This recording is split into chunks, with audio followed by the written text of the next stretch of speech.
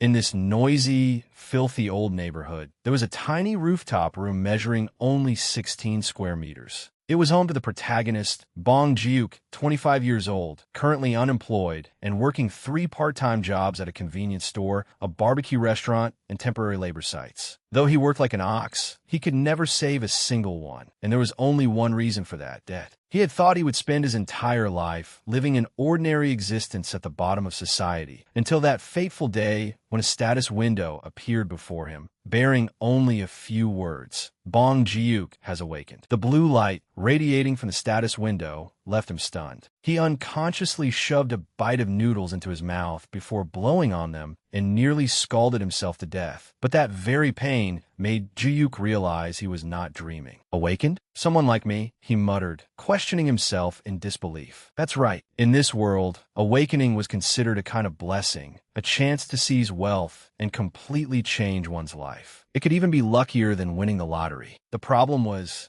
you could only enjoy those things if you stayed alive. Those who awakened would set out to conquer the tower, and entering it meant facing extreme dangers. You could be torn apart by monsters, frozen stiff, burned to ashes if you encountered a harsh environment, lose your life to poison, or be sent to the grave after getting caught in a trap, and so on and so forth. Jiuk himself was someone who instinctively avoided all danger. For example, if he saw guys that looked like thugs from afar, he would start pretending to talk on the phone to avoid making eye contact with them. He had also never walked past construction sites, just to avoid the chance of building materials falling on him. In that way, Jiuk had safely made it to the age of 25. Yet now, he was facing the greatest crossroads of his life, becoming an awakener. He put the chopsticks in his hand down on the table and once again wondered if he was hallucinating because he had been working too much. After a long moment of confusion, Jiuk pretended to imitate the awakeners he had seen before, swiped his hand through the air, and shouted loudly, "Status window." That thing actually appeared. It displayed all of Jiuk's current stats. He really had become an awakener linked to the Black Tower. His attribute was summoning, with his current simultaneous summon count being 1. Jiuk's attribute skills included targeted summoning, random summoning, and dismissal. In addition, he had the ordinary skill that every awakener possessed: enter the tower, currently usable once per day. Looking at the pile of information before him, Jiuk felt a little dizzy. So his awakening was real after all. Now, speaking of Jiuk's attribute, one had to know that awakeners were granted an ability by heaven called an attribute. The types of attributes included swordsmanship, spear arts, shield skills, archery, martial arts, gigantification, heavy strikes, summoning, and countless others. Among them, the summoning attribute that Jiuk had awakened allowed one to use beings such as spirits, phantom beasts, golems, magical beasts, and many other targets. That attribute was understood as the ability to command summoned creatures. At this moment, Jiuk was rather nervous. He wanted to know exactly what kind of being he would be able to summon. Since he had awakened anyway, why not test his skill? And so Jiuk gathered all his courage, struck the pose he thought looked the coolest, and then shouted the 2 words, "Summon." But nothing happened. After standing there blankly for a while, he finally remembered something important. That was, he could not use his power outside the tower. It could only be activated once an awakener entered the inside. Outside the tower, except for being able to check their status window, awakeners were just ordinary people. I forgot something that obvious. I really am stupid.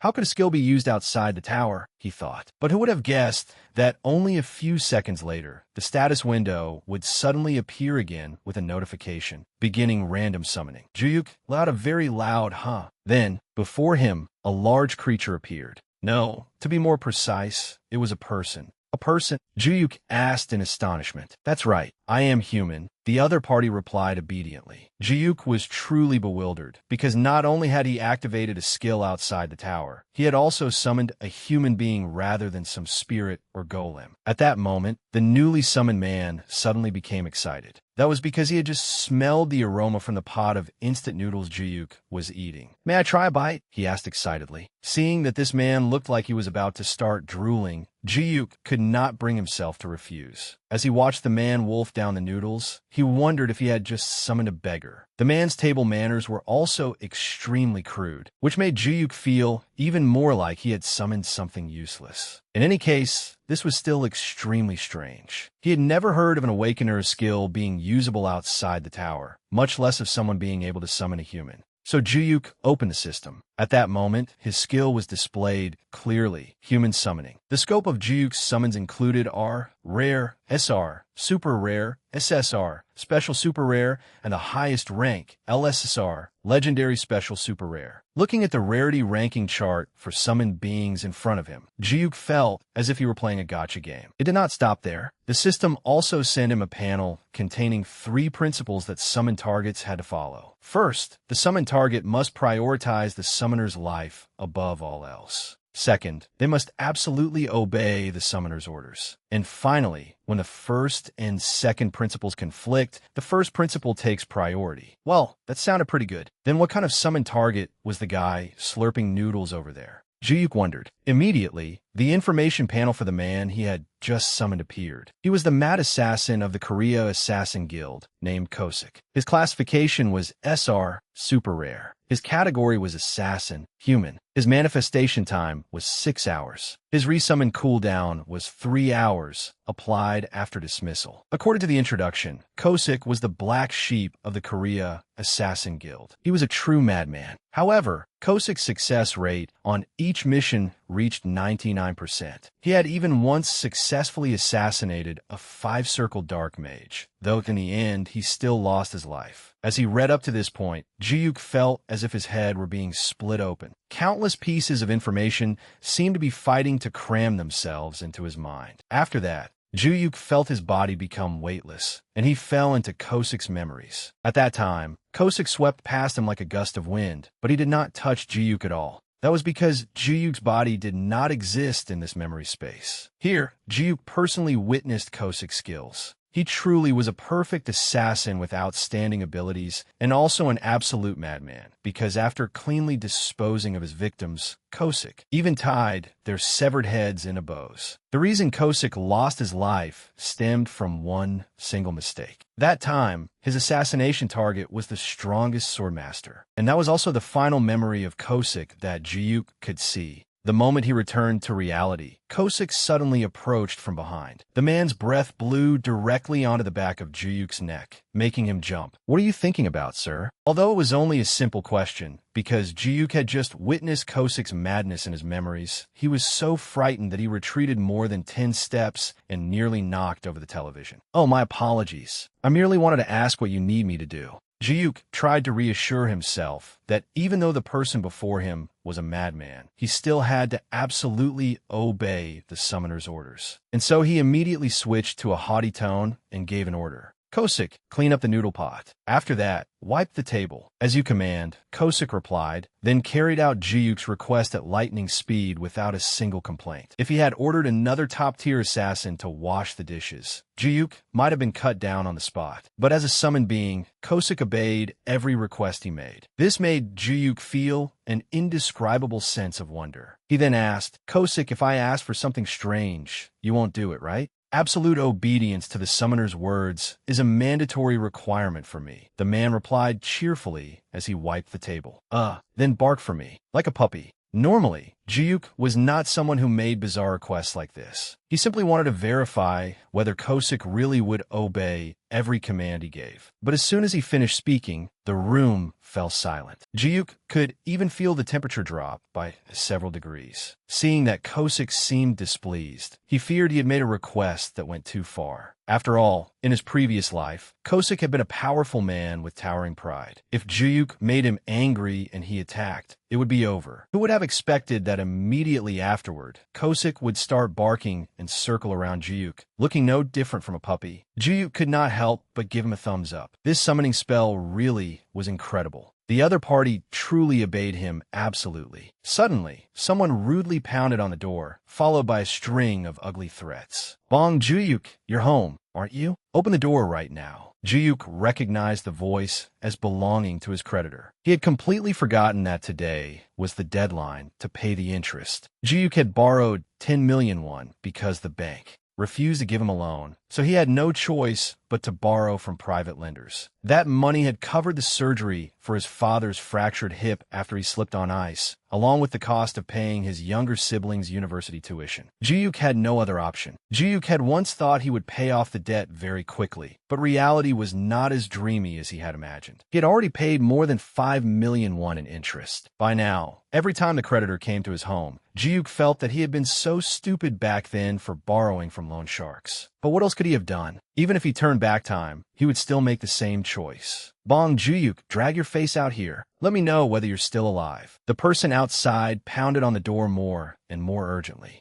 At that moment, he remembered that he now had Kosik. But when he turned his head, before he could even give an order, he saw that Kosik had already drawn his sword and was waiting with an expression so bloodthirsty it looked excited. Please give the order. I will cut off his head and bring it back to you. That's not it, Ji-Yuk hurriedly replied. He felt that if he did not hold this man back, he would definitely cause trouble. And Ji-Yuk's request was very simple. Kosik was to go into the bathroom and stay there quietly, keep his mouth shut, make no sound, and not let the people outside discover him. Then he opened the door. The debt collector grabbed Ji-Yuk by the collar roughly as soon as he saw him. Bong Ji-Yuk, you're still healthy, huh? You didn't come pay the interest for so long that I was worried you might be sick. I am sorry. I forgot. I just sent the transfer. Ji-Yuk replied obediently, but the other party still refused to let it go. Well, don't push yourself too hard no matter what happens. Worst case, you can just sell one kidney and be done with it. You can live just fine with the other one, right? He has a younger sibling too, doesn't he, boss? The man outside continued. A sibling is fine too. The younger they are, the higher the price. Hearing them say this, Ji-Yuk could not suppress his anger, and the look in his eyes changed. That fleeting change was caught by the creditor. What's with that look, huh? You planning to punch me or something? He asked. Ji-Yuk truly wanted to do exactly that. But thinking of the money he owed, he could only scratch his head and say he would never dare. After tossing out a few more threats, the debt collectors finally packed up and left. Once they were gone, Kosik opened the bathroom door and stepped out. At that moment, Ji-Yuk was extremely confused and exhausted. He wondered if he really had to conquer the tower. Money was important, yes, but for a complete novice like him, to enter the tower was still far too dangerous. Seeing Ji-Yuk lost in thought like this, Kosik took the initiative to ask, "What do I need to do now?" "I don't know. What do you want to do? If you want to go back, I'll dismiss you. Then may I watch television? It has been a long time since I last watched it." Ji-Yuk found it strange that Kosik knew about modern things like instant noodles and television, but since it did not cause any harm, he agreed. And so Kosik began watching dramas intently, and even when Ji-Yuk was getting ready to sleep, he was still watching. Seeing how focused Kosik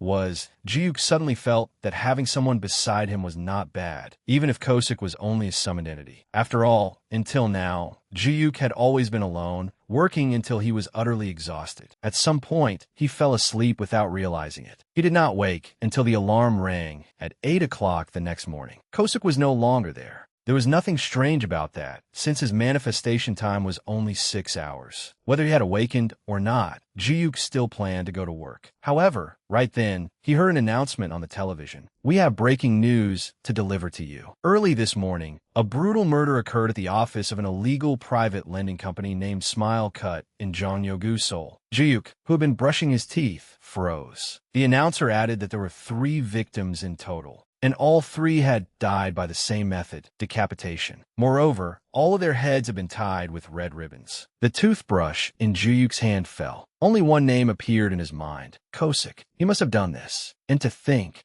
Ji-Yuk had felt rather comfortable having Kosik around last night. He really had summoned a psychopathic murderer. Ji-Yuk hurriedly went online to search for information about the incident that had just occurred. A series of horrifying images appeared before him. Ji-Yuk felt that he was truly finished this time. His mind went completely blank. He even hallucinated that the head of the debt collector, with a red ribbon tied around it, had come all the way to his place to demand money from him. That feeling haunted Ji-Yuk so badly that even while he was working at the convenience store, he scared himself half to death. After getting off work, Ji-Yuk walked home with his mind in chaos. He felt that continuing like this was no good, so he considered taking a day off tomorrow. On the streets, everyone was happy because the first snow had fallen, while Ji-Yuk trudged through the snow with only one question in his head. Was he responsible for the deaths of those debt collectors? After returning to his tiny rooftop apartment, Ji-Yuk checked Kosik's information again, and truly had to sigh in amazement that the man really was insane. Although he knew Kosik would not harm him because he was the one who had summoned him, Jiuk still felt afraid after what had happened that morning. In the end, after weighing it over for a while, Jiuk still decided to call Kosik out. However, this time, Kosik did not appear immediately. Instead, a notification appeared, forcing him to rate his satisfaction with the target before he could perform a targeted summon. Only then did Jiuk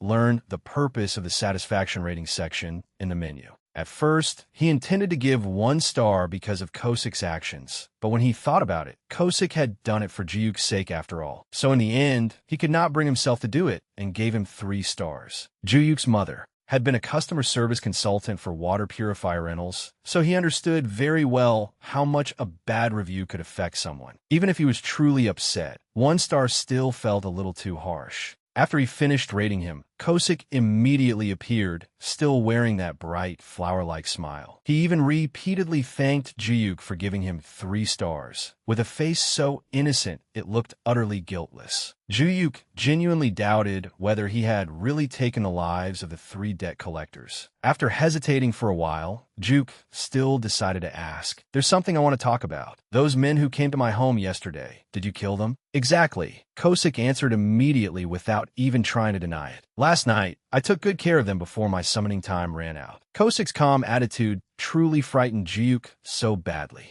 that he nearly fell backward. So that meant he was now facing a murderer? Just thinking about that made Jiuk's stomach churn and his heart pound wildly. Jiuk tried to calm himself, because he knew that at the very least, Kosik would not do anything to him. "How did you do it?" "You didn't even know where their office was." Kosik explained that while those 3 men barged into the house and threatened Jiuk, he had personally placed tracking marks on them. It seemed this was one of Kosik's skills. Jiuk then asked why he had done such a thing, and the answer he received was that those 3 men were major threats, so they needed to be eliminated in advance. "But I never ordered you to do that." Jiuk still could not understand why. "That is because of the 3rd principle, sir." After hearing Kosik's answer, Jiuk blankly recalled the list of principles he had read before. In short, so-called absolute obedience could be overridden by the 1st principle if the summoner was in danger. That was why Kosik had taken it upon himself to kill those 3 bastards.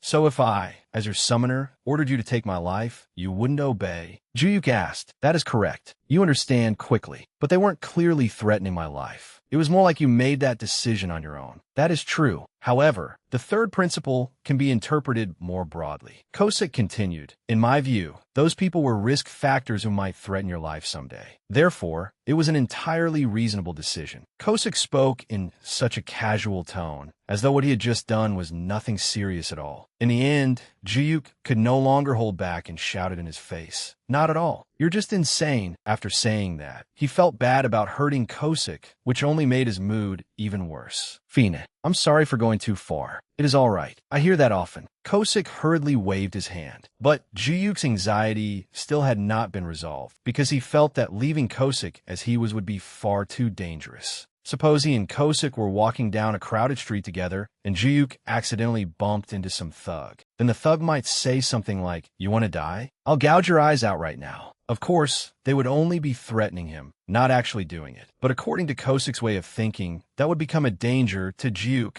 ultimately leading to the exact same result as those 3 debt collectors. That would be disastrous. The more he thought about it, the darker Jiuk's expression became. If Kosik tied another red ribbon every day, wouldn't that make Jiuk no different from an accomplice to murder? Seeing his master sink into despair, Kosik seemed to realize his mistake. He knelt down and said, "I apologize," which only startled Jiuk even more. "Why are you suddenly kneeling? Stand up." Jiuk thought about it for a long time and finally decided it would be best to have a serious talk with Kosik. He cleared his throat and said, "Listen carefully. Killing people does me no good at all. On the contrary, it only causes trouble for me. Yes, but no one will know." Kosik tried to justify himself. "Then there won't be a next time, right?" "Well, I'm not certain." This time, he began to dodge the question. "Promise me, unless there's a knife pressed to my throat, we'll talk about it then." But you're not allowed to act based only on your own assumptions. Only then did Kosik spring to his feet, raise his hand to his forehead in a salute, and declare in a clear voice, "Understood. Next time, I will assess the situation more accurately. Fine, you can go back now." Only then did Juyuk finally let out a temporary sigh of relief. However, instead of leaving right away, Kosik suddenly asked him a question. Why was Juyuk not climbing the tower? After an exhausting day, Juyuk had completely forgotten about it, but now Kosik had brought it up again.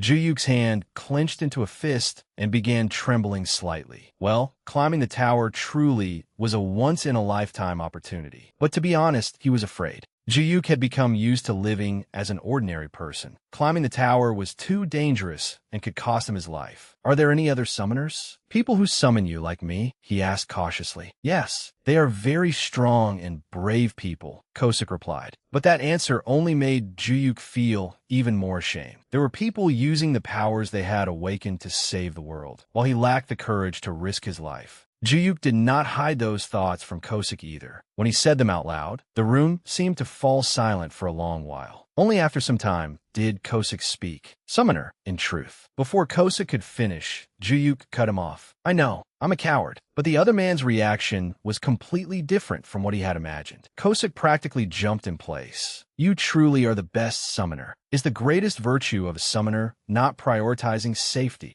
Courage is poison. The other summoners may be brave, but they are extremely dangerous. Who knows when they might end up dead? And if they truly die, then we will not be able to come out. Kosa grabbed Juyuk and kept shaking him up and down. So that was why he was so excited. Please rest assured, I will handle everything. Summoner Bong only needs to take care of his body and live a very long life. Kosik's words were genuinely touching. But this time, Juyuk stayed up all night, too conflicted to decide whether or not he should climb the tower. The debt collectors and the debt itself had disappeared, though in a way he was not exactly pleased with. At the very least, Juyuk could now live an ordinary life doing safe and simple jobs. As long as he worked diligently as always, things would get better. And so, that morning, Juyuk decided to start by exercising for his health. Then he received a phone call from his father. Hello, Dad. You're still doing rehabilitation, right? The first thing Juyuk asked about was still his father's health. However, after that, he received two difficult pieces of news. First, his father needed to be transferred to a larger hospital for rehabilitation, which of course would cost more money. Second, his mother had been laid off. Although his father tried to comfort Juyuk and tell him everything was fine, saying he had only called because it had been a long time since they last spoke, how could Juyuk ignore what he had just heard? When I have time, I'll come visit you, Dad. Let's eat together then. Please get plenty of rest. After giving his father a few reminders, Juyuk hung up, and now he had even more pressure to make money. That was what pushed Juyuk to decide to climb the tower. Just one floor. I'll take a quick look and come right back out. If I sense even a hint of danger, I'll escape immediately. Juyuk comforted himself. At first, he planned to summon Kosik for safety, but then he felt that he did not necessarily have to go with that psychopath. Instead, Juyuk wanted to summon someone else. Who knew? Maybe this time he might call out someone of the LSSR Legendary Special Super Rare rank. Unfortunately, life did not go the way he dreamed. The system notified him that Juyuk could not summon right now, because 30 days had to pass after summoning his first person before it became possible again. He still had to wait another 28 days, 11 hours, 8 minutes, and 37 seconds. In the end, Juyuk had no choice but to accept his fate, give a 5-star rating, and call Kosik out. When Kosik appeared, Juyuk felt a little guilty, hoping Kosik did not know that he had wanted to summon someone else earlier. After that, he informed Kosik that he had decided to climb the tower. Kosik seemed to have mixed feelings. On one hand, he was excited about Juyuk's decision. On the other, he was worried that if Juyuk died, he would never be called out again. Very well, let's begin. I will be your tool, the loyal hunting dog of Summoner Bong. Kosik promised to guide him safely and comfortably after entering the tower, saying that Juyuk would not even have to lift a finger, and that he himself would handle everything. Once the two of them finished preparing, Juyuk confirmed that he would enter the Korean Black Tower. The only floor currently accessible was the first floor. He had thought he had prepared himself mentally, but once he entered the tower, the feeling was still not pleasant at all. The sensation of free fall terrified Juyuk. After an unknown amount of time, the two of them finally landed. The first floor of the Black Tower was an open area. Kosik seemed comfortable, but Juyuk did not have a very strong inner ear, so he threw up. It felt even worse than motion sickness. Under Kosik's guidance, the two slowly moved out of the safe zone. Juyuk received a notification saying that his physical abilities had been upgraded to match his level, and that his combat traits and skills were now available. Even though he was only level 1, Juyuk already felt quite strong. So this was what it felt like to become an Awakener. The first floor mission soon appeared. Juyuk had to defeat 5 hard-skinned fatworms within the 2-hour time limit. After the mission appeared, the fatworms also emerged. This floor was originally a place for newly awakened people to test their skills. Juyuk had done his research as well. Hard-skinned fatworms were considered a kind of training dummy. Their attack power was almost 0, but because their skin was so tough, they were very difficult to finish off. Other players said that even if someone was skilled, it would still take 30 minutes to bring one down. So Juyuk could not help feeling nervous. But when he thought of his parents, he felt as though he had been given new motivation. Juyuk decided to try fighting one himself. Kosik wanted to help him from beginning to end, but Juyuk was already standing in front of a fatworm. Only then did Juyuk remember that he did not have a weapon. He intended to turn back and borrow one from Kosik, but the moment he turned his head, that fatworm suddenly stood upright. Seeing its frightening appearance, Juyuk could not stop himself from trembling all over. "Mr. Kosik, help me." Instinctively, Juyuk had no choice but to ask for help, and Kosik judged this to be a wise action on his part. As soon as Juyuk gave the order, Kosik immediately launched himself forward. Given Juyuk's amateurish appearance, it did not take him much time to defeat the first fatworm. "Please step back a little," Kosik shouted. Then he directly dealt with the remaining worms. Kosik's crazed appearance as he cut them down made Juyuk's skin crawl, but he also could not deny that Kosik was very strong. In the final moment, Kosik used his skill, Frenzied Sword, and defeated nearly 10 worms at once. It opened Juyuk's eyes. Just like that, Juyuk successfully completed the first floor mission at incredible speed. He achieved an S++ conquest rating for the first floor of the Korean Black Tower. The reward Juyuk received was a platinum badge. Seeing how easy climbing the tower was with Kosik around, Juyuk felt like he was floating on cloud 9. He felt as though he was about to become rich. However, Juyuk had no idea that at the moment he completed the mission, a notification had been sent to every Awakener in South Korea. As for Juyuk,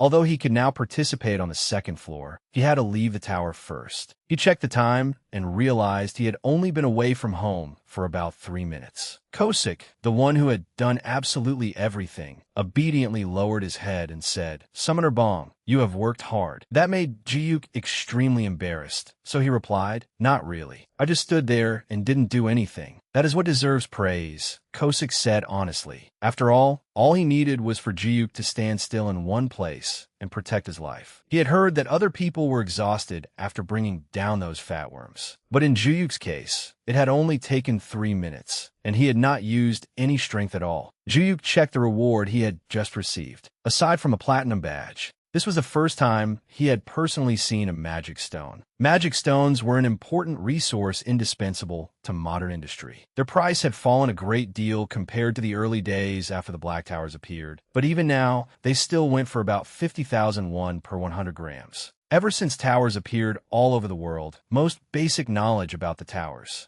had become known even to ordinary people. However, Juyuk had never heard anything about that platinum badge. Still, he did not care much. The important thing was that he had earned 50,000 won in just 3 minutes. Now, let us watch television. Kosik had been looking forward only to this moment. That evening, to celebrate his first achievement, Juyuk boldly ordered a serving of braised pig's feet, even though he normally only dared to eat instant noodles. Kosik sniffed it briefly and looked suspicious. "Is it spicy pig's feet?" "No, I ordered regular pig's feet because you said you can't eat spicy food," Juyuk replied. "I feel as though I smell something spicy," Kosik insisted. It turned out that even the strongest assassin in the world had a weakness. He could not eat spicy food. After making absolutely sure the pig's feet were not spicy, Kosik happily picked up his chopsticks. Juyuk did not start eating right away because there was still something he wanted to ask him. "By the way, Mr. Kosik, is that your natural way of speaking? The way you end your sentences so stiffly with things like sir or my lord?" "No, it is because I spent too long beside my previous summoner," so it became a habit, Kosick explained. In other words, it was something like being influenced by an ex-lover. Kosick said that if Juyuk did not like it, he could change it. But in truth, Juyuk actually enjoyed being treated with such absolute respect. Today, Juyuk ate with great appetite, not only because he was eating braised pig's feet,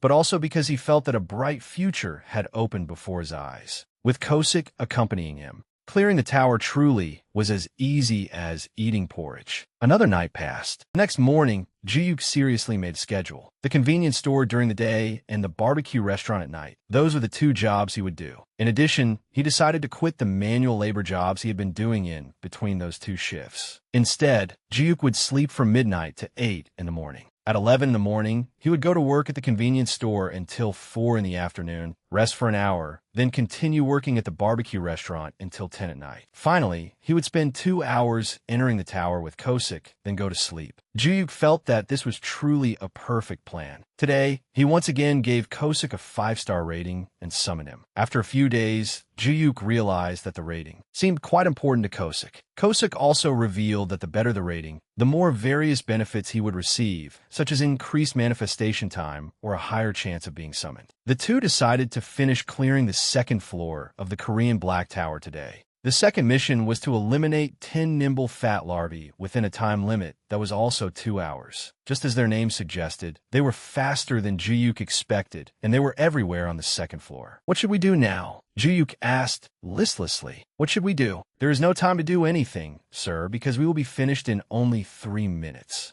Kosick replied with a confident air. He also wanted to finish quickly and escort Juyuk home. "Fine, let's eat fried chicken today. And drink beer too." Juyuk also answered with a promising offer, making Kosick even more excited. Kosick fulfilled his promise exactly. He completed the mission within 3 minutes. As a result, Juyuk received 200 grams of magic stone as a reward, along with a platinum badge. He leveled up and also received an S++ conquest rating for the second floor. The absurd ease of clearing it made Juyuk feel somewhat doubtful. Is it really okay for it to be this easy? No matter how fast we are, 3 minutes is way too fast. He could even squeeze in a tower run before starting his morning part-time shift. Just like that, the two of them began moving on to the 3rd floor, the 4th floor, and then the 5th floor. Every time, Kosick handled all the monsters in an instant. Thanks to those achievements, Juyuk accumulated 5 platinum badges and received a perk. That perk was Awakened Attribute Enhancement. Due to the effect of the perk, the number of summons he could have present at the same time increased to 2. Juyuk was extremely surprised. Summoning 2 people at once meant he could bring 1 more person along. Kosick alone was already able to sweep the tower clean. If he brought 1 more person, that would be excessively safe. The reward for accumulating 5 platinum badges was truly outrageous. Now, he felt that this could turn into a long-term battle he could use to earn money for the rest of his life. Juyuk checked the remaining time before he could use random summoning again. There were only a little over 20 days left. He only needed to carefully hold out until then, and he would be able to bring 1 more person with him. After that, he would simply enjoy an easy life while leaving Kosick and a new summon to conquer the tower. At the Korean Awakener Management Bureau headquarters located in Hanam-dong, Seoul, a tense atmosphere hung over the entire building. When will it ring today? Morning? Evening? Or late at night? John Gwang-in, a team leader at the Bureau, was thinking about that notification. "You are thinking about that notification, aren't you?" Department head Lee Mina, who had been standing nearby, suddenly leaned in and spoke. Having been caught right on the mark, Gwang-in looked embarrassed. "Department head, I told you to stop sneaking up and scaring people like that."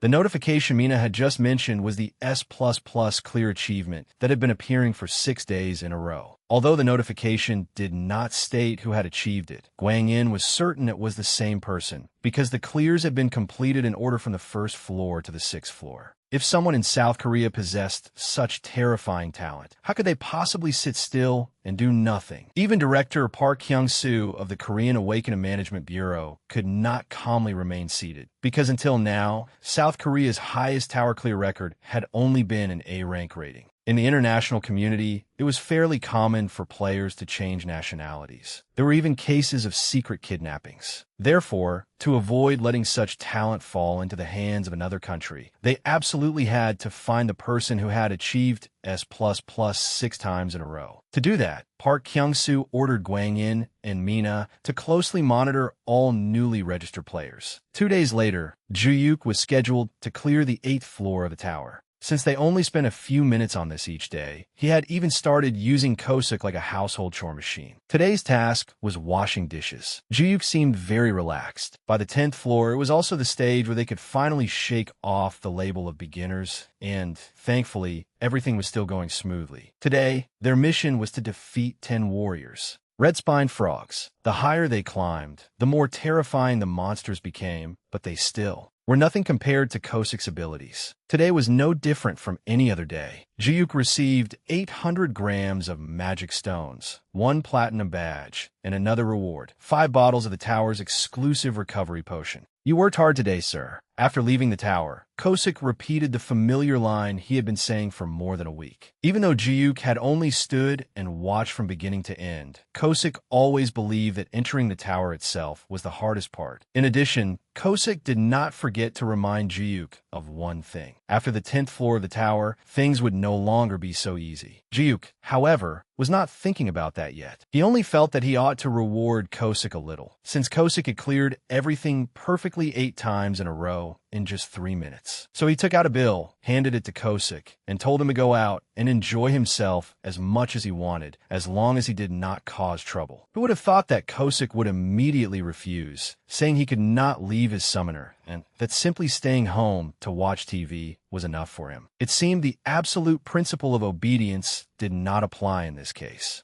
With no other choice, Ju turned on the TV for Kosik and ordered his favorite non-spicy fried chicken. While waiting for the food, he took the opportunity to check the newly received reward, the tower's exclusive recovery potion. Since he felt he did not really need it, Ju-yuk intended to give it to Kosik. As for the pile of magic stones, he had accumulated about 3.6 kilograms. If he sold them, he would probably make around 1.8 million won. Since the amount had become fairly large, Ju-yuk began thinking about converting them into cash. By the 10th day of conquering the Black Tower, Ju-yuk started feeling like quitting his part-time job. At first, he had only intended to try it out for the experience, but in the end, he had diligently climbed 1 floor every day. Yesterday's 9th floor, the corpse flower that ate humans, had also been easy to deal with. Of course, it was not easy for Ju-yuk, but it was easy for Kosik. They finished it with an S++ rating and similar rewards. Kosik's devoted service truly made Ju-yuk feel as if he were the winner of the entire world, making him completely forget that Kosik was a murderer who had taken 3 lives not long ago. Today, before summoning Kosik, Ju-yuk once again habitually gave him a 5-star rating, and he received a notification saying that because he had accumulated consecutive maximum ratings, Kosik's summon time in the real world had been extended by 1 hour. Both of them were very pleased and entered the 10th floor together. After stepping out of the safe zone, Ju-yuk felt extremely excited because this 10th floor felt very different. He could sense the tower's readjustment of his physical abilities much more clearly. Strength surged through him, and a mysterious source of mana in his lower abdomen kept roiling and pouring out. Ju-yuk felt as if he had become an untamed wild horse, and that feeling pushed him to pat Kosik on the shoulder and declare, "Mr. Kosik, from now on, I'll lend you a hand." This sudden declaration left Kosik somewhat confused, because if even a single scratch appeared on Ju-yuk, he would feel like banging his head on the ground in apology. Even so, Ju-yuk was determined to help Kosik. It was just that his determination did not last very long, because the monster for this round had appeared. It was a giant praying mantis. Its eyeball alone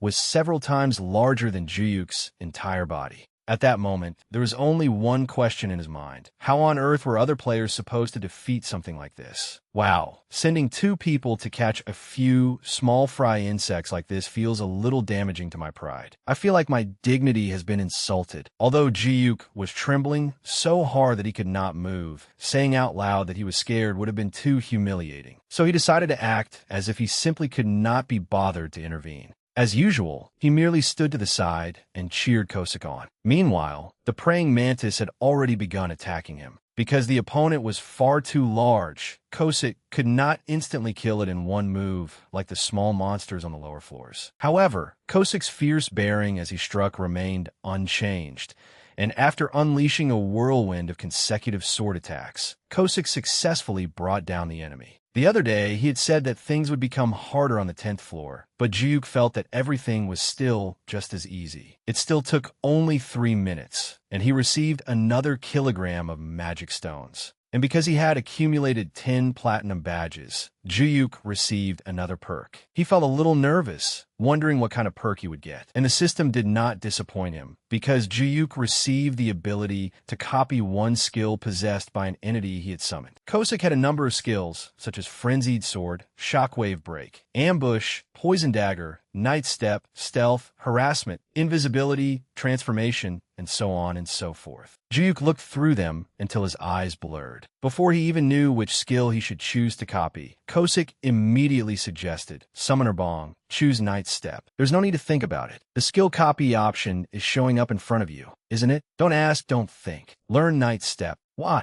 Jiuk asked back. It is very convenient when running away. Even if something happens to me, you can escape discreetly and swiftly, Kosik replied. His answer made Jiuk feel incredibly offended. Running away? What kind of person did Kosik think Jiuk was? Did he look like the type who would run away just to save his own life while his companion was in danger? Even so, in the end, with 100% seriousness, Jiuk still chose Night Step. He convinced himself that it was not only useful for running away. Quick footwork was also extremely important in battle. People always said that footwork was the lifeblood of combat. After all, Kosik was naturally very satisfied with his choice and began focusing on the TV again. Curious whether Night Step could be used in the real world, Jiuk ran up to the rooftop to test it. However, it had no effect whatsoever. On the contrary, it only made him dead tired. If the system allows the summoning attribute to function in the real world, then it should let this work too. There's no consistency at all, Jiuk grumbled. Although Kosik did not understand what he was talking about, he still agreed with both hands and feet. The next morning, Jiuk took the initiative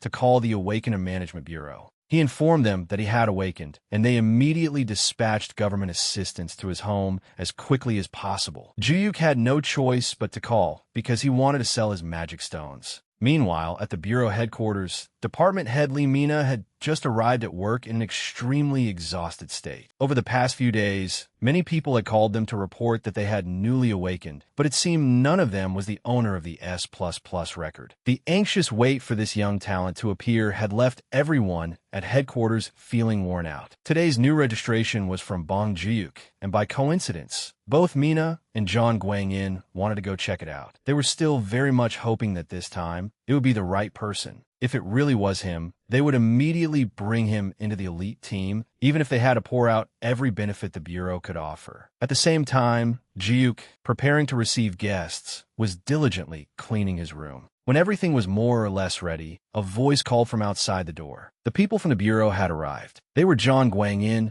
and Lee Mina. Because a beautiful woman had appeared in his home as well, Jiuk became a little nervous. What made him even more nervous was that Department Head Mina suddenly moved close to him, then asked, "It's you, isn't it? S++."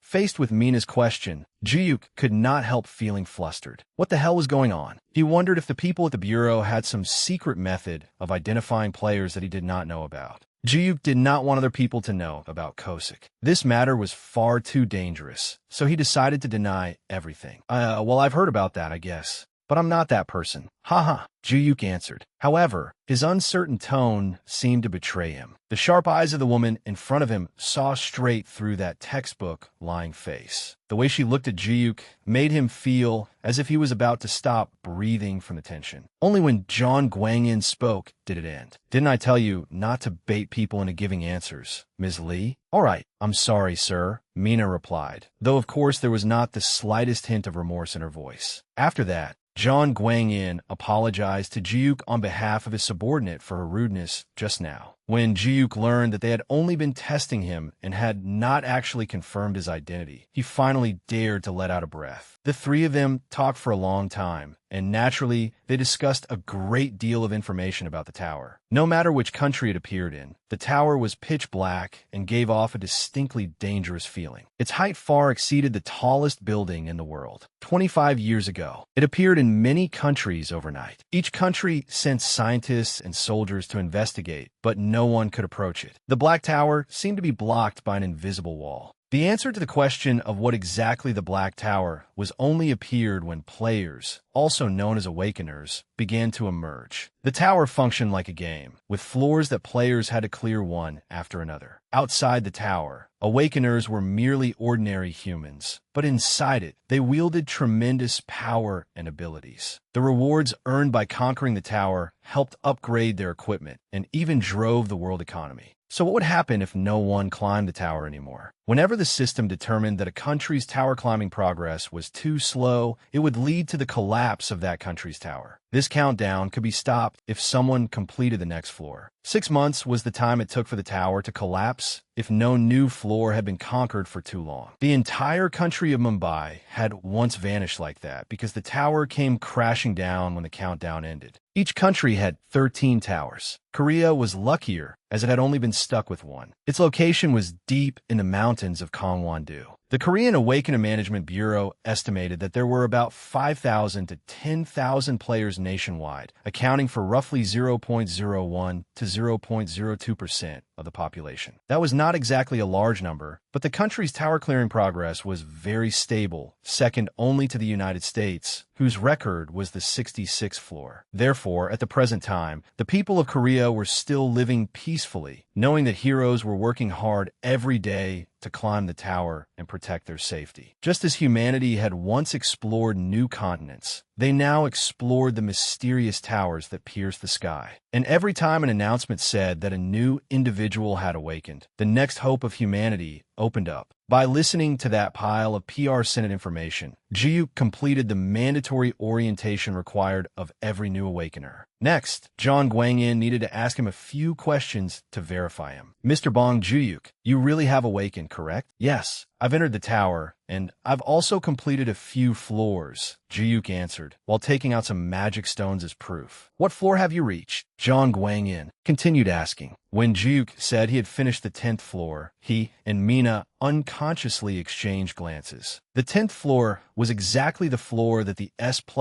record holder had just reached. This gave them even more reason to suspect whether the young man before them was that person. Mina could not hold back and asked, Player Bong, have you heard about the recent global announcement? As soon as the subject was touched on, Jiuk became tense again. He told himself that he only needed to act natural. That S++ record? I've heard about it. Whoever did it must be amazing. Haha. Even so, reality proved that he had no talent for lying. Jiuk's nervousness was something both people across from him could clearly sense. They just were not sure whether he was truly nervous or deliberately trying to deceive them. After all, if Jiuk was not actually that record holder and was impersonating him to obtain benefits from the organization, that would be an enormous windfall for him. In any case, they had placed him on the list of suspicious individuals today. Next came the contract signing. John Gwang-in explained that the Awakener Management Bureau divided players into two groups. The first was the elite raid team. The second was the regular raid team. Most regular players arranged their own schedules and climbed the tower freely, much like freelancers. However, the elite team worked closely with the Awakener Management Bureau. They had the duty to conquer higher floors, and in exchange, they received countless sponsorships, equipment, and security support. That was because outside the tower, players were still merely ordinary people. And naturally, those in the elite group received very high salaries. The more Jiuk listened to John Gwang-in, the more he felt that if they discovered he was the S++ player, he would be finished. He truly could not face being scrutinized by the media.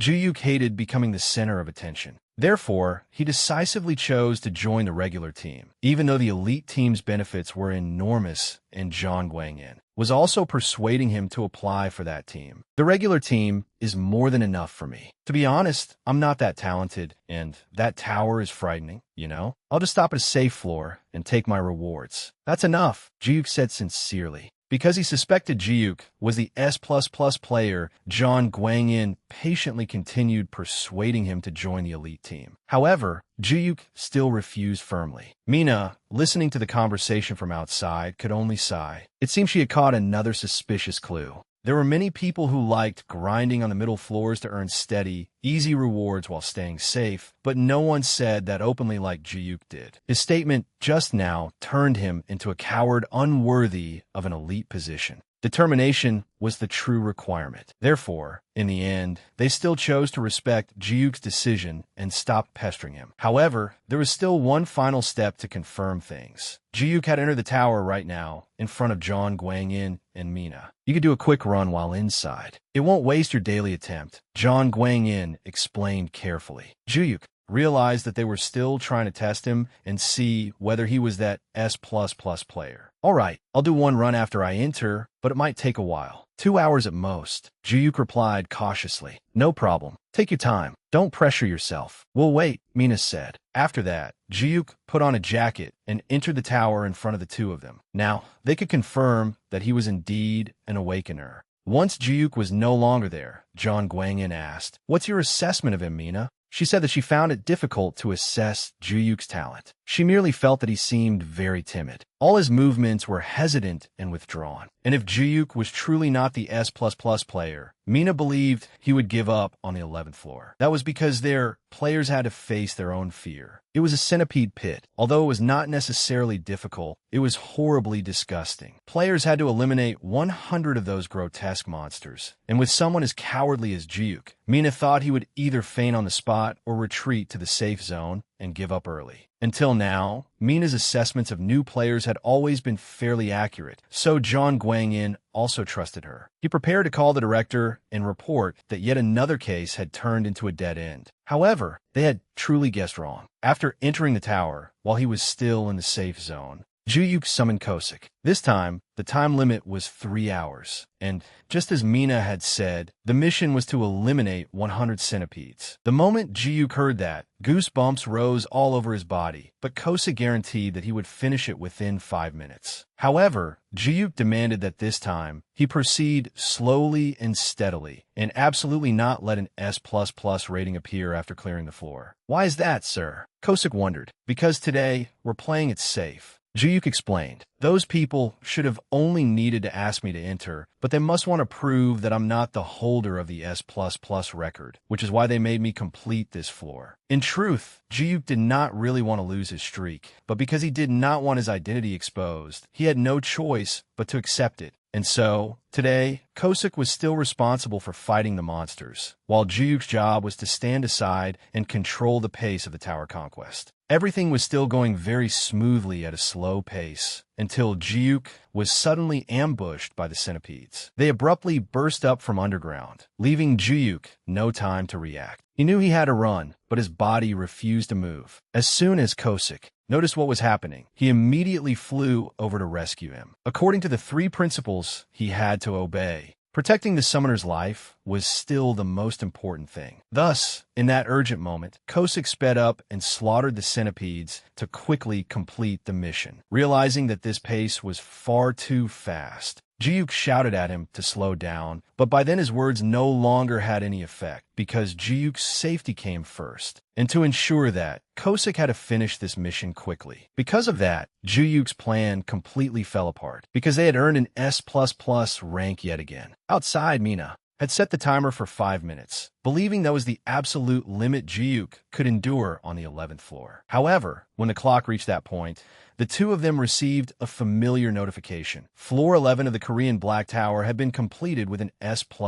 rank. And at the same time, Ji-Yuk appeared again before the two of them. It made no sense. Player Bong had only just entered the tower, and immediately afterward, an S++ clear appeared. Mina murmured. Realizing he could hardly deny it this time, Ji-Yuk put on an extremely dangerous expression, while Kosik stood behind him, weapon in hand, radiating killing intent. "I really didn't want to resort to this, but I'm afraid the two of you will have to keep your mouths shut today." Kosik bent his knees and suddenly charged forward. Ji-Yuk's voice rang out. "Kosik!" Kosik swung his sword forward. He attacked Mina and Guangyin. Ji-Yuk's voice came out in broken bursts. "Tie them up." Seeing the scene before him, Ji-Yuk screamed in terror. Ji-Yuk's face was filled with horror as he shouted, "I didn't tell you to cut off their heads." Guangyin and Mina looked toward Ji-Yuk. In unison, they said, "Player Bong Ji-Yuk." Ji-Yuk's mind grew tense, and he kept begging, "I'm sorry, I'm sorry, I'm sorry." Scene change. Ji-Yuk's imagination came to an end. His voice rang out, "I'm sorry." Mina looked at Ji-Yuk and said in confusion, "Sorry?"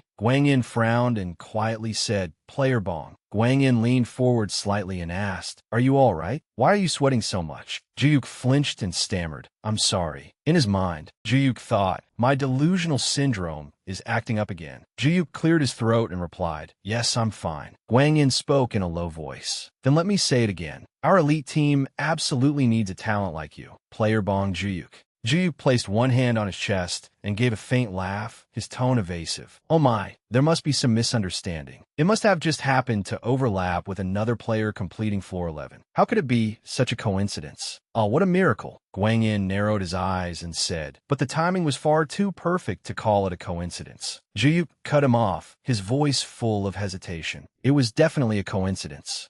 Sorry, but the world is full of unexpected coincidences like that." Gwang In looked somewhat confused and asked, "It really wasn't you?" Jiyuk quickly replied, "Yes." "No, absolutely not." Gwang In let out a sigh and said, "I understand." Jiyuk smiled lightly and muttered, "I told you." Gwang In took a file of documents from Mina and continued, "In that case, rather than confirming that you have awakened, we will prepare a contract." Jiyuk read the contract in his hand and exclaimed in shock, "This is an elite contract. I asked for a standard contract." Gwang In pointed toward Jiyuk, smiled, and explained, "No, this is on a completely different level from an ordinary contract. In other words, it is the only contract of its kind in the industry, also known as..." Gwang In's voice rang out. "A super elite contract." Text gradually appeared at the top of the contract. "Elite player contract, special management subject." An image appeared of Jiyuk being protected by bodyguards. Gwang In's voice continued. "An annual salary of 5.2 billion won, plus provided real estate, VIP treatment, and a 5-person security team with thorough protection." Gwang In raised his voice and continued, "And that's not all. Tax exemption privileges." In Jiyuk's mind, he thought, "Isn't this beyond the law? Is this even allowed?" Jiyuk sat motionless, his eyes wide, thinking, more like royalty. Gwang In's voice rang out. "These are benefits currently enjoyed only by Korea's #1 player. You chime in." Gwang In looked toward Jiyuk, his voice respectful. "Take a look. It includes every benefit the nation can provide." Jiyuk suddenly thought, but then he spoke. "No." Jiyuk closed his eyes and lowered his head slightly. He shouted, "If it isn't a standard contract, I won't become a player." Surprise was clear on Gwang In's face. He asked, "Why are you rejecting it so fiercely?" Jiyuk looked down at the floor and replied, "I hate being noticed." A memory of Jiyuk going to buy clothes appeared in his mind. He concluded, being noticed is extremely stressful. Changu appeared from somewhere and asked, "What style are you looking for, sir?" Sweat ran down Jiyuk's cheek as he said quietly, "No, I came in by mistake." Jiyuk's thoughts appeared. "Let's get out of here." Jiyuk affirmed, "The feeling of being noticed is very stressful." Another memory appeared. Guangsu bowed his head and greeted him politely. "You're a regular customer, aren't you? You've come by many times. Please come again tomorrow." Jiyuk turned his face slightly, his expression visibly tense, and thought, "I can never go there again." Jiyuk's voice echoed faintly. "It feels absolutely miserable." Mina looked helpless. Gwang In frowned and thought. In short, he's an extremely introverted person.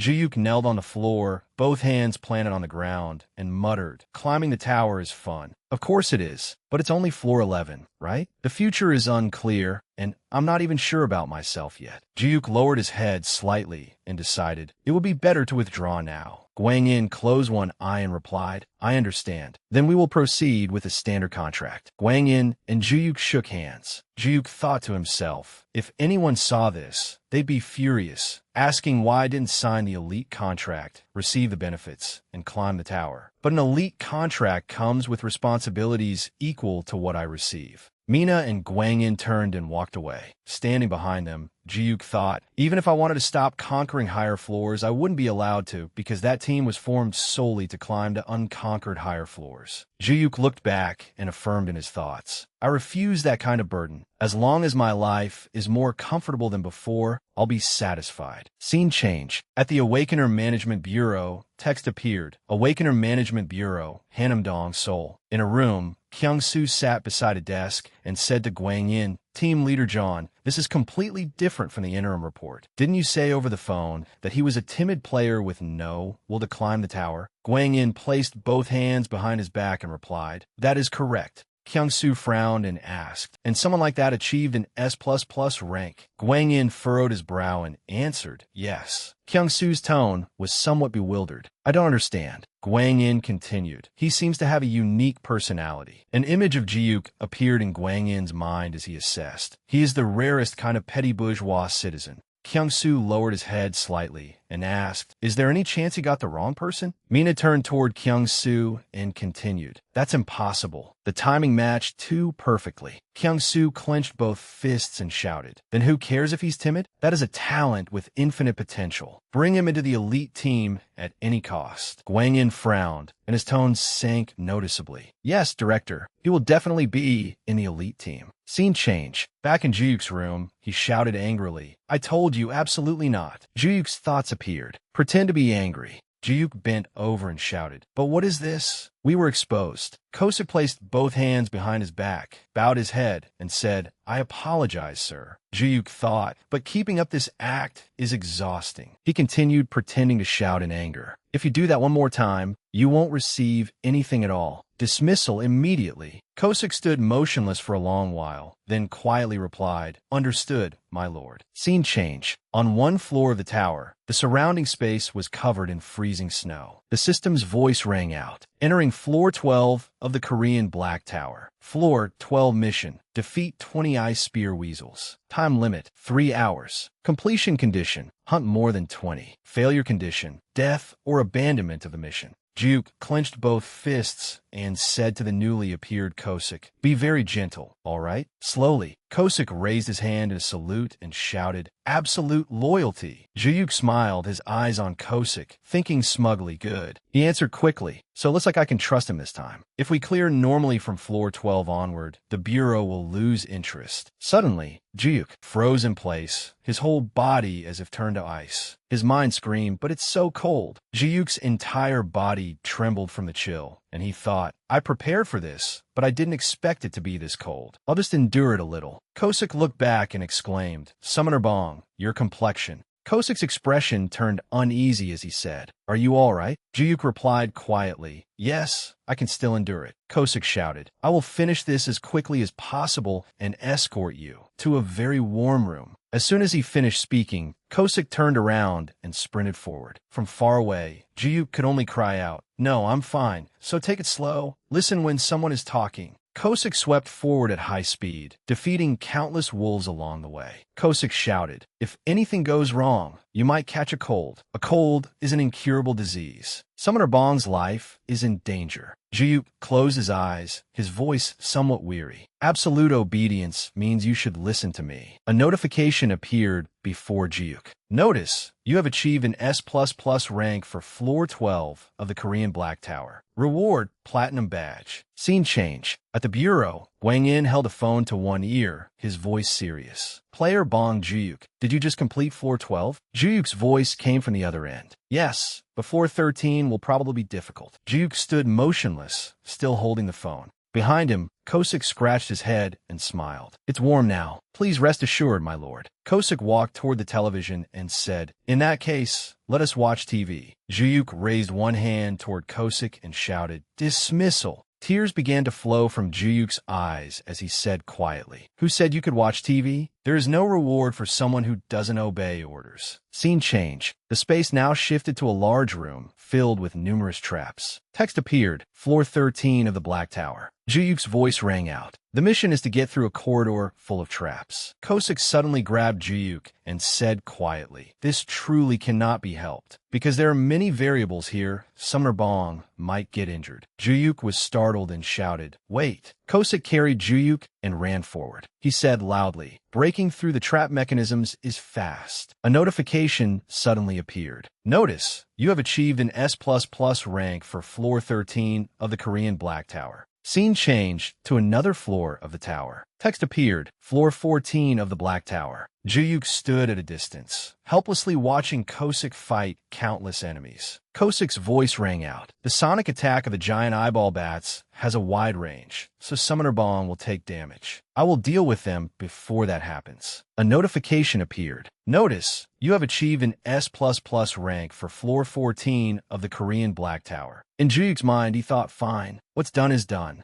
Scene change. Text gradually appeared on the phone screen. Other bank, Magic Stone sales proceeds. Deposit, plus 2,750,000 won. Other bank, regular player support fund. Deposit, plus 2 million won. Juk looked at his phone, one hand on his chin as he thought, then muttered, the Magic Stone sales proceeds are 2.75 million won. The regular player support fund is 2 million won. Since the Magic Stones received as rewards from floors 11 to 14 totaled 5 kilograms, if I add another 2.5 million won. Juyuk smiled, his mind excited. I made over 7 million won in 14 days. If I can reach floor 20 like this without any problems. In Juyuk's imagination, countless bills seemed to surround him. His mind analyzed. The Magic Stone rewards alone are at least 2 kilograms. So if I sell them through the bureau, that's 1 million won a day with no fees or taxes. A true daily income of 1 million won. A life with a monthly income of 30 million won is waiting for me. I'll quit my part-time job. Scene change. The next day, text appeared. The next day, the notification voice rang out. Kosik has been summoned through targeted summoning. Kosik appeared, dropped his head to the floor, and said, absolute loyalty. My lord, you have given 5 stars to a disobedient traitor like me. I am truly grateful. Juk stepped back a few paces and said, from floor 15 onward, just clear them freely. I won't tell you to slow down anymore. Kosik raised his head and exclaimed in disbelief, is that truly all right? Juk lifted a hand to scratch his head, sighed, and said, the Bureau has probably figured it all out anyway. A thought suddenly appeared in Juk's mind. And if I get S++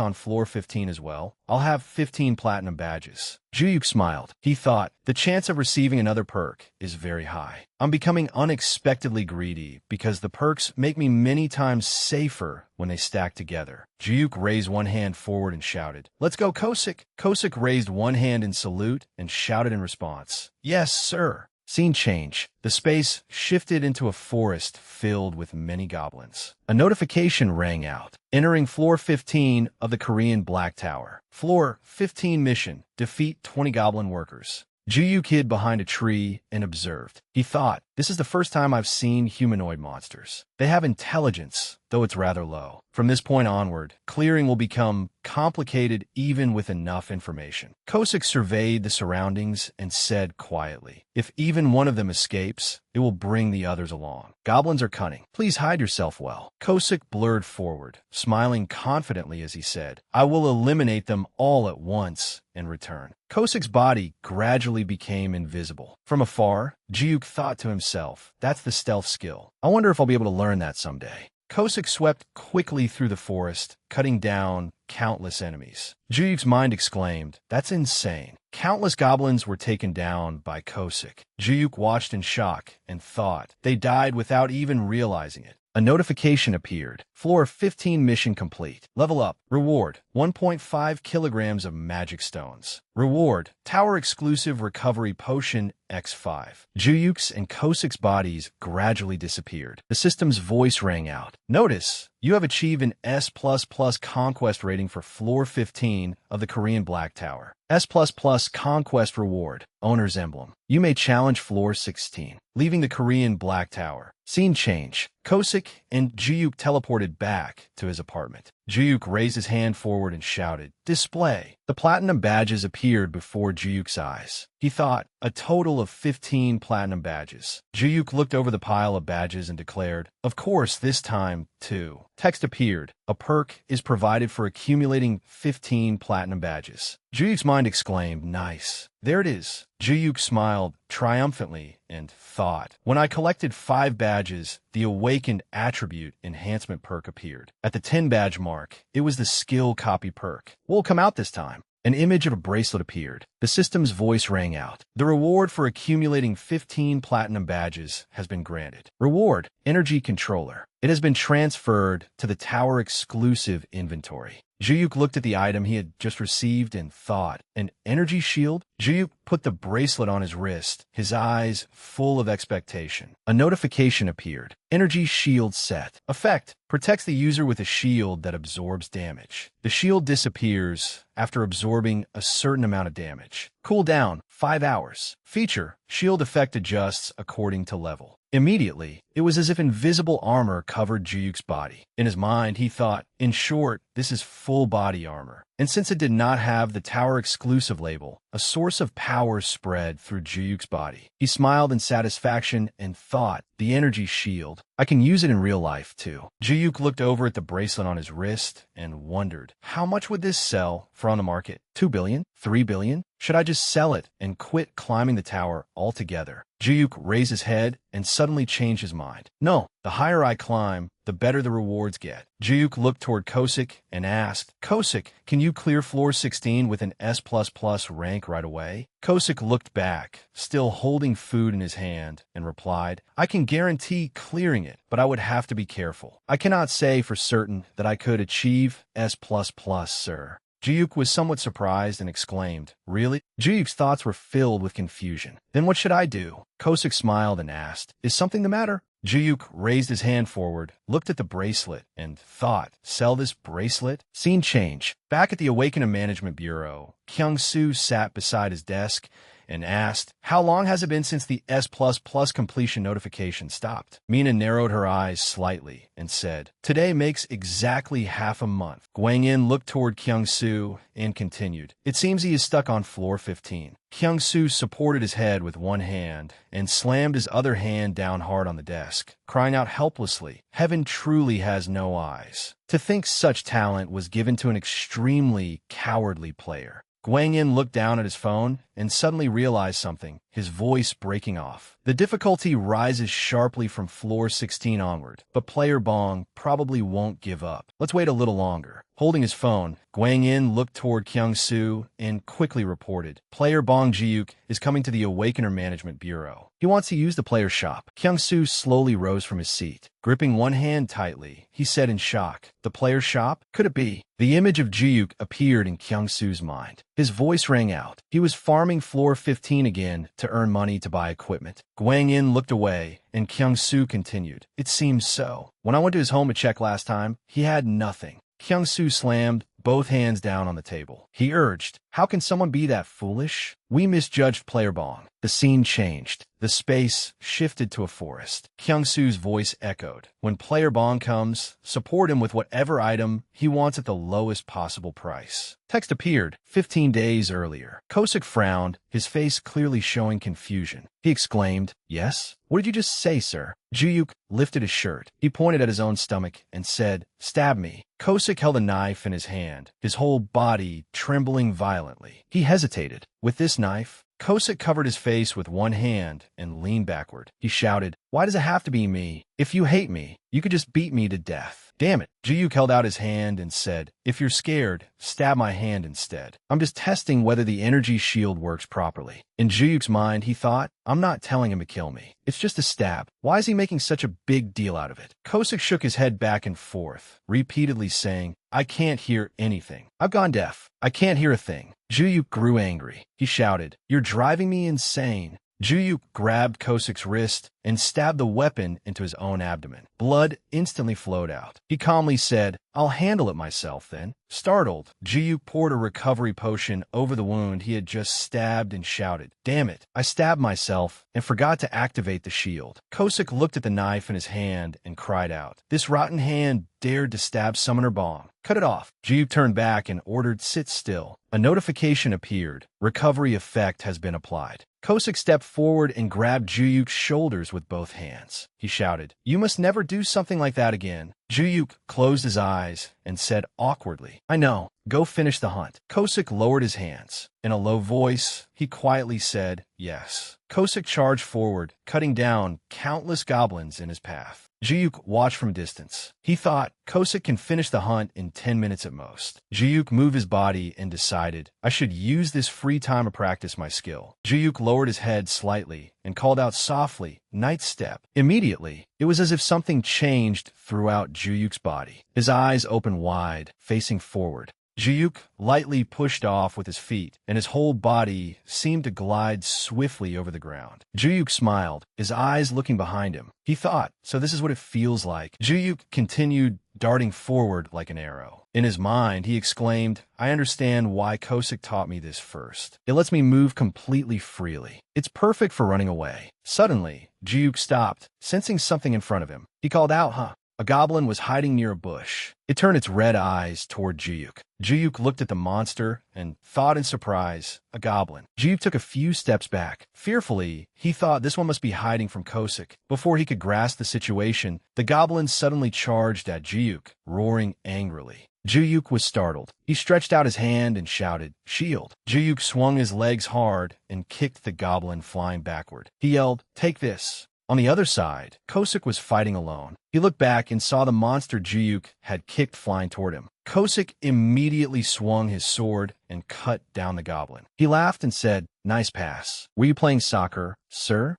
Suddenly, Kosik opened his eyes wide. He seemed to realize something from Jiuk's direction. Kosik bent his legs, then rushed toward Jiuk while shouting, Summoner Bong. Kosik stopped in front of Jiuk and asked worriedly, are you all right, sir? Kosik lifted one of Jiuk's arms. While checking his body, he asked, no, did you fight a goblin, sir? How do you feel now? Are you hurt anywhere? I'm Fine. Kosik raised both hands and shouted, how many times have I told you? Being too brave is not a good thing. Summoner Bong. Jiuk covered his ears with both hands and replied softly, sorry, I'll be careful. My ears hurt so much. An image of magic stones appeared. Jiuk's voice rang out. After half a month farming floor 15 again, I've gotten used to the skills too. The amount of magic stones accumulated is 22.5 kilograms. The market price is 11.25 million won. The scene changed back to Juyuk's apartment. Guang Yin's voice rang out. Player Bong, thank you for contacting us. Juyuk held the phone to his ear and said, hello, can I go to the player shop now? Guang Yin immediately replied, his voice full of excitement. Of course. We'll send someone to you right away.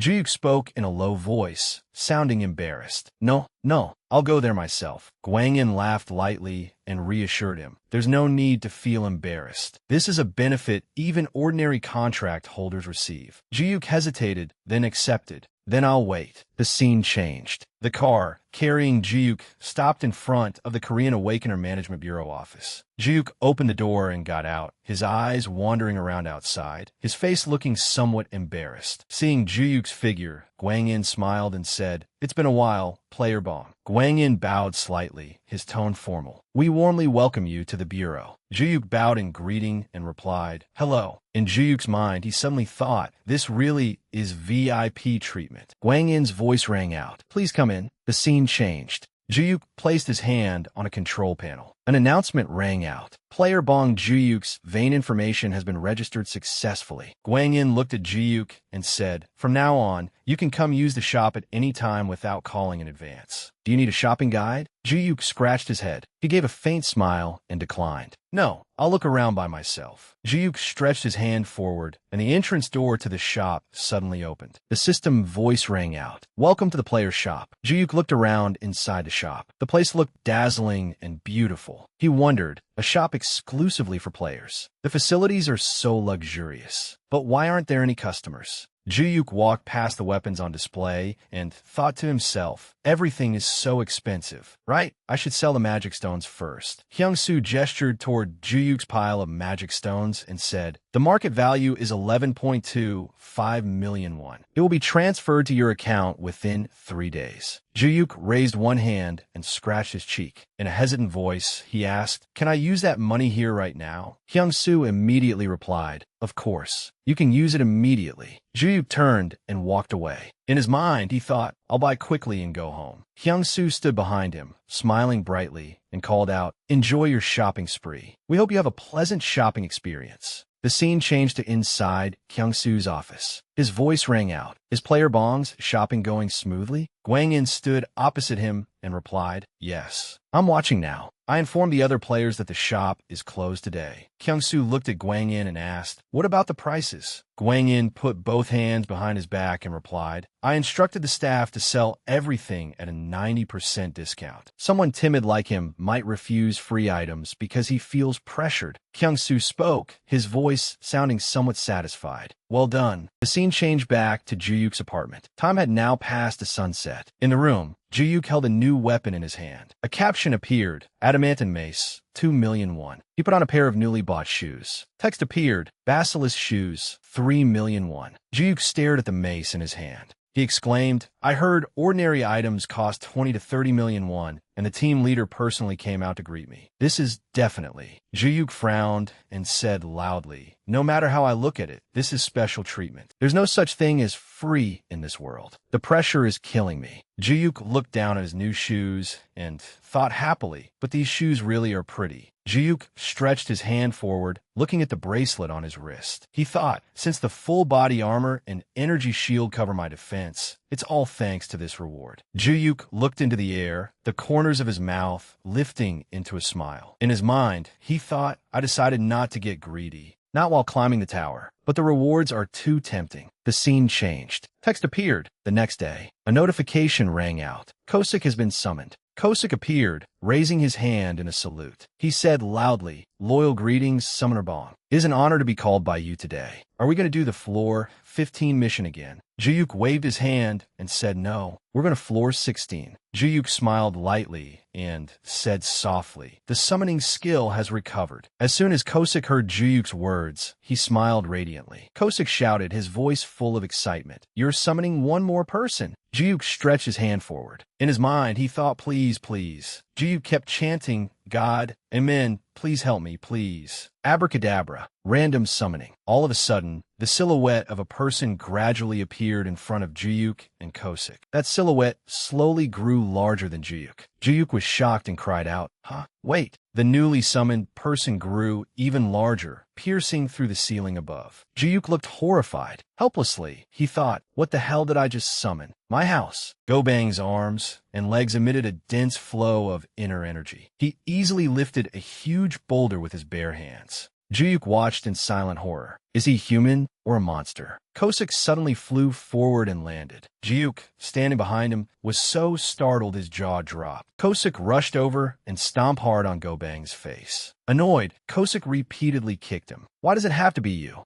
I'll kick your head off. What's with that attitude? You oversized lump of muscle, you bastard." "Do they know each other?" Juyuk broke out in a cold sweat. "It doesn't hurt. It feels like scratching an itch." Gobang's eyes flashed, and his face suddenly turned ferocious. Full of murderous intent, Kosik picked up 2 knives. "Fine, let's see if you can still talk after I cut off your head. I'll tie it into a pretty bow for you." As soon as he finished speaking, Kosik charged forward. Juyuk quickly stood between the two and stopped them. "Stop!" Tears streamed down his face as he said, "The hole in my roof is already more than enough. I'm serious." Kosik quickly knelt on the ground and obeyed. "Yes, sir," Juyuk suggested. "Kosik, please sit to the side. I need to talk with this new friend." Kosik suddenly spoke up. "There's no need, sir. That guy is infamous." Seeing Juyuk looking confused, he explained, "In our world, he's famous for being an idiot. He might not even know the 3 principles." After hearing that, Gobang awkwardly retorted, "I know the 3 principles. I memorized them." Kosik couldn't help mocking him. "Then try reciting them." Gobang raised a finger and stammered. "First is to obey the summoner absolutely. Second is to understand the problem before fighting. Third is..." Kosik pointed at Gobang and shouted angrily, "See, sir, you pulled a defective one. We have to kill him, so he can't be summoned for 100 days. Juyuk stared blankly. "Is there a rule like that?" The system panel displayed a profile. Meet Shield Magi, the fool of the great grassland tribe. Name, unknown. Rank, R rare. Type, barbarian warrior, human. Manifestation time, 10 hours. Satisfaction, none. Resummon time, 3 hours, applied after dismissal. Juyuk tapped the screen and thought to himself, R rank is the lowest rank you can pull. That's disappointing. I guess I should wait a month and draw again. Juyuk reluctantly became an interviewer. He started by asking, "What's your name?" Gobang answered, "Dunno. Forgot." Juyuk greeted him. "Do you know why you're here?" Gobang continued answering, "Dunno." Juyuk asked again, "Then what about the tower?" Gobang answered honestly, "Dunno. Don't remember." Juyuk grew irritated inside. This is bitter. Juyuk was thinking he should read the detailed character description when he suddenly froze. His entire body drifted into another space. Again, just like with Kosik, I'm being pulled into his memories. Immediately after that,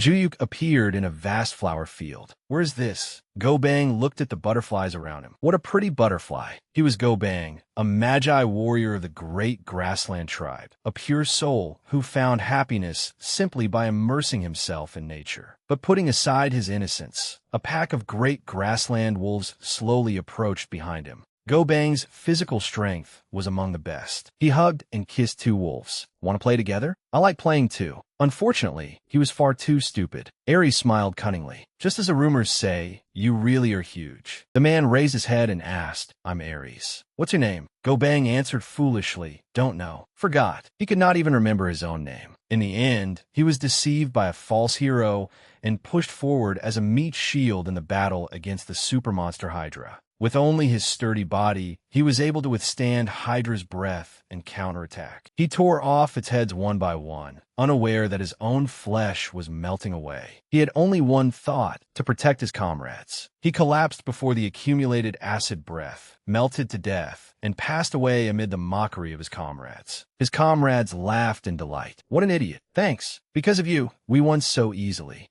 Juyuk stood before Go-Bang's enormous skeleton and realized. So this is why he's called a meat shield. Juyuk pressed his lips together, lowered his head, and cursed inwardly. Those bastards. So what if he's a little stupid? He raised his hand, wanted to shake Go-Bang's hand. Welcome. Let's climb the tower together. Juyuk held one of Go-Bang's fingers and began by naming him. Which do you like, Yaman or Go-Bang? Go-Bang answered quietly. Dunno. Juyuk patiently repeated the question once more. Just choose one name, Yaman or Go-Bang. Go-Bang smiled and said, Go-Bang. Juyuk pointed at himself and declared excitedly, then, Go-Bang, I'll make you happy. Just trust me. Go-Bang said trustingly. Go-Bang trust summoner. Whatever you tell me to do, I'll do. Juyuk turned to Kosik and said, Kosik, from now on, Go-Bang and I, three of us, are comrades. Let's work well together. Kosik's face turned pale, and he trembled all over. What? Kosik suddenly came up with a shady idea. After finishing his calculations, he put on a flattering smile. One more needs to be said, sir. Now that I look closely, he is a very reliable meat shield. I will train him properly and teach him to become a decent person. Juyuk could not hide his excitement. Good, then let's enter floor 16 right away. Kosik obediently replied. Yes. He suddenly stepped in front of Go-Bang. Hey, Go-Bang, aren't you going to answer? Go-Bang stared at him blankly. Yes. Kosik scolded him in a powerful voice. Don't copy me, you idiot. Juyuk looked at the two of them and evaluated silently. A pathetic, timid player, a deranged assassin, and a simple-minded meat shield. It sounds like a disastrous combination. But still, afterward, all three entered floor 16 of the Korean Black Tower. Physical abilities have been enhanced so that attributes and combat skills are now available. Juyuk affirmed to himself, we can do this. The system displayed a mission notification. Floor 16 mission. Eliminate 30 Goblin Scouts. Time limit, 5 hours. Completion condition, eliminate more than 30 goblins. Failure condition, death or mission abandonment. Kosik took the lead and said, Summoner Bong, please activate your energy shield and be ready to use Night Step at any time. Juyuk followed behind him and replied, Got it. Kosik continued giving instructions. They shoot poison needles, so we don't know when they'll appear. At that moment, behind the trees, goblins with green skin were hiding. One hid behind Juyuk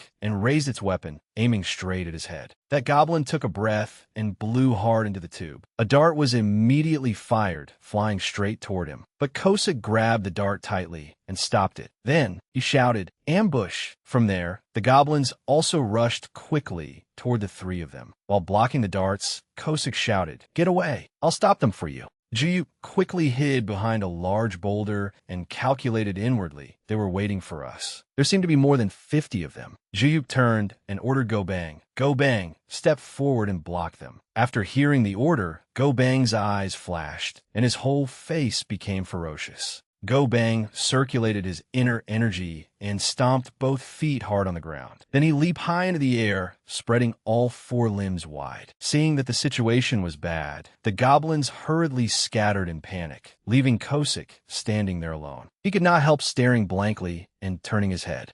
At the same time, Go Bang descended from above and landed on the ground, sending countless goblins flying far away. Kosik could not avoid it either. He was knocked into the air and floated there. You bastard. Jiuk hid behind the boulder and watched, silently shocked. Oh my god, they're being completely overwhelmed. The goblins continued using the same tactic. Countless darts were fired. They stabbed into Go Bang's back. Go Bang widened his eyes and roared, "It doesn't hurt. It feels like scratching an itch." He shouted loudly, "Obey order. Kill all." As soon as he finished speaking, he charged forward and attacked the goblins. Juyuk's jaw dropped as he evaluated him inwardly. This guy is only R rank? In terms of combat power alone, he should be at least SR. No, even SSR. Was he ranked, or just because he isn't smart? After they finished cutting down and killing everything, all three returned. On the table were piles of hot, golden brown chicken legs. While chewing a chicken leg, Go Bang praised, "Chicken meat is so good." Juyuk smiled and said, "Go Bang, you did great. Eat as much as you want." Kosik suddenly darted forward. Chicken.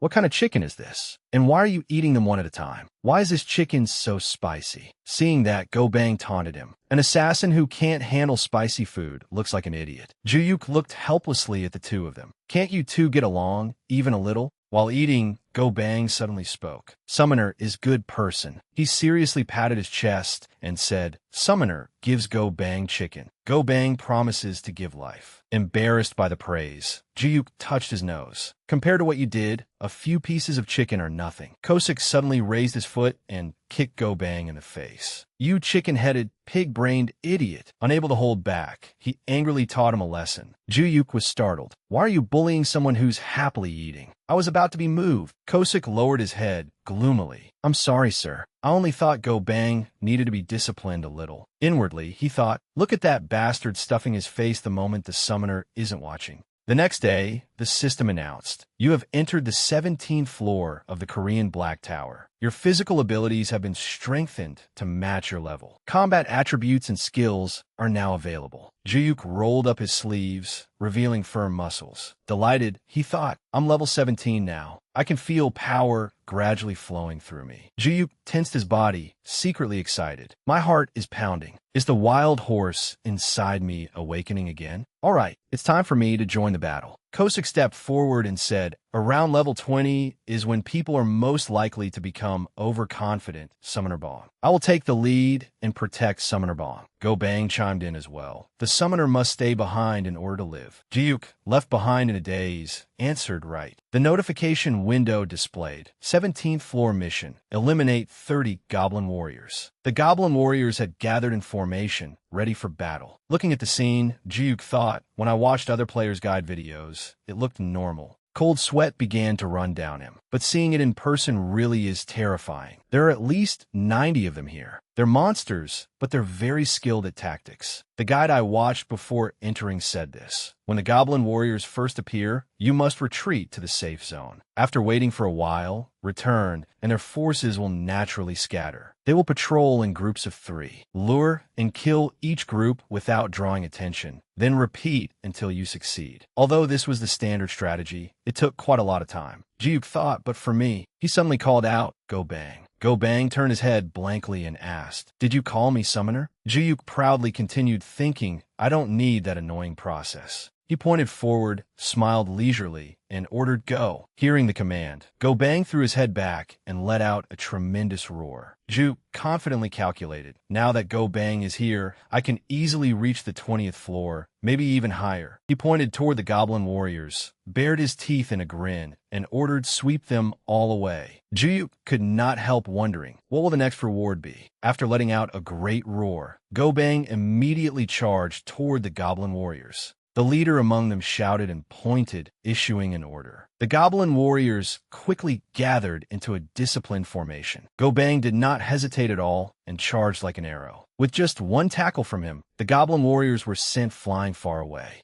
They tumbled to the ground, their weapons scattering from their hands. Watching, Jiyuk could not hold back his excitement and cursed inwardly. This is insane. He imagined it to himself. Tactics only work when the weight class is about the same. It's like thousands of bicycles trying to fight a K2 Black Panther tank. They don't stand a chance. At that moment, the system announced again, you have achieved an S++ rating in the Korean Black Tower. S++ completion reward, platinum badge. Jiyuk grinned brightly and exclaimed, excellent. Kosik, standing nearby, looked at him in horror, petrified. Summoner. The system window displayed, 18th floor mission, defeat 30 goblin assassins. The 18th floor was goblin assassins. The three of them were surrounded by goblin assassins. Jiyuk pointed forward and ordered, move out. Go Bang immediately charged like an arrow. Unexpectedly, there were monsters that used stealth skills. The goblin assassins flickered in and out of sight behind the trees. Go Bang stared blankly at the tree trunks. Not a single one had been caught. He looked around in confusion, unable to see a single figure. Jiyuk broke into a sweat as he watched him. He clicked his tongue in admiration. This doesn't seem as easy as I thought. Go Bang swung his fists wildly through the air. Come out, assassins. You're all cowards.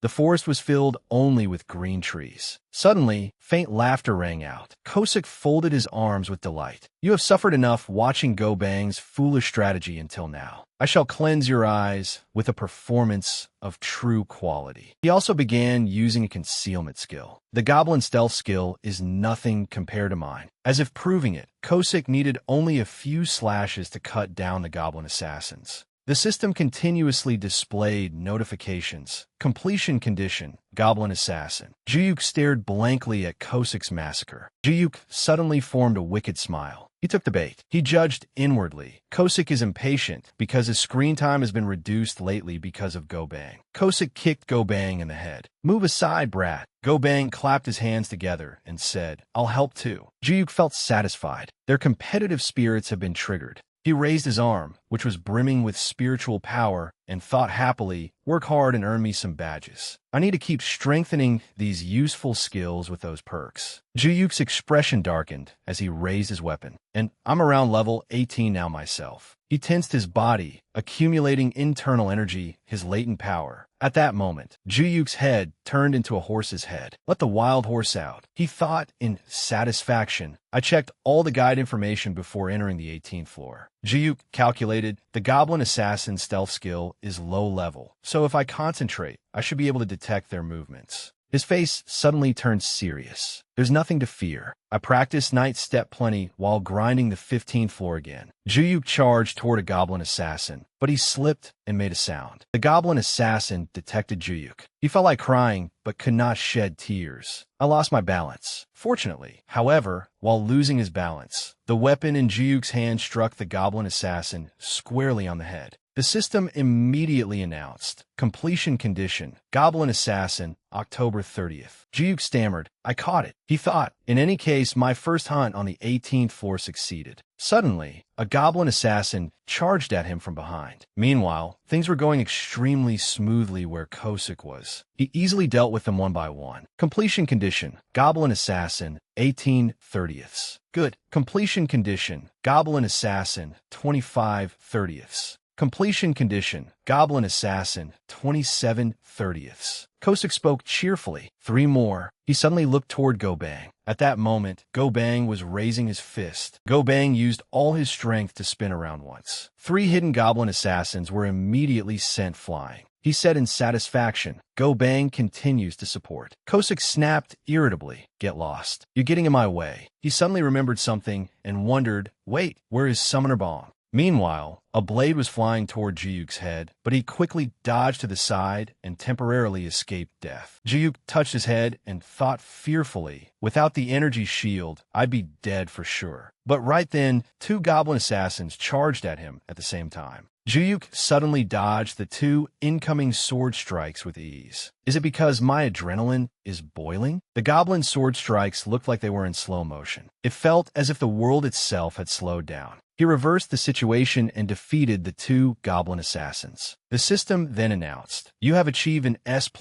rating in the Korean Black Tower. S++ completion reward, platinum badge. Kosik hurried over. Summoner, Sumon Bong. Juyuk turned to look at him and said, I think I landed the finishing blow. Kosik collapsed to his knees and wailed, Summoner Bong. Elsewhere, Lee Mina looked up at the screen, unable to hide her surprise. It was a global announcement. 18th floor cleared at S++ rank successfully. Park Kyung-soo struck the table and shouted, All right. John Gwang-in also spoke up. He truly is unstoppable. It seems he prepared extremely thoroughly. Excited, he offered his opinion. Personally, I want to reveal right now that the person with the record of clearing 18 consecutive floors at S++ in Korea is this person right here. John Gwang-in laughed and said, Please don't joke like that. Lee Mina continued seriously. It would be extremely dangerous if his identity were exposed. Park Kyung-soo laughed heartily. I'm just proud of him, John Gwang-in solemnly affirmed. Bong Ji-hyuk is now a top player who must be managed even more carefully than the elite team. On television, the news anchor slowly reported, a new wind is blowing through Korea's tower climbing world. After a 20-day break, an astonishing achievement, 18 consecutive floors with an S++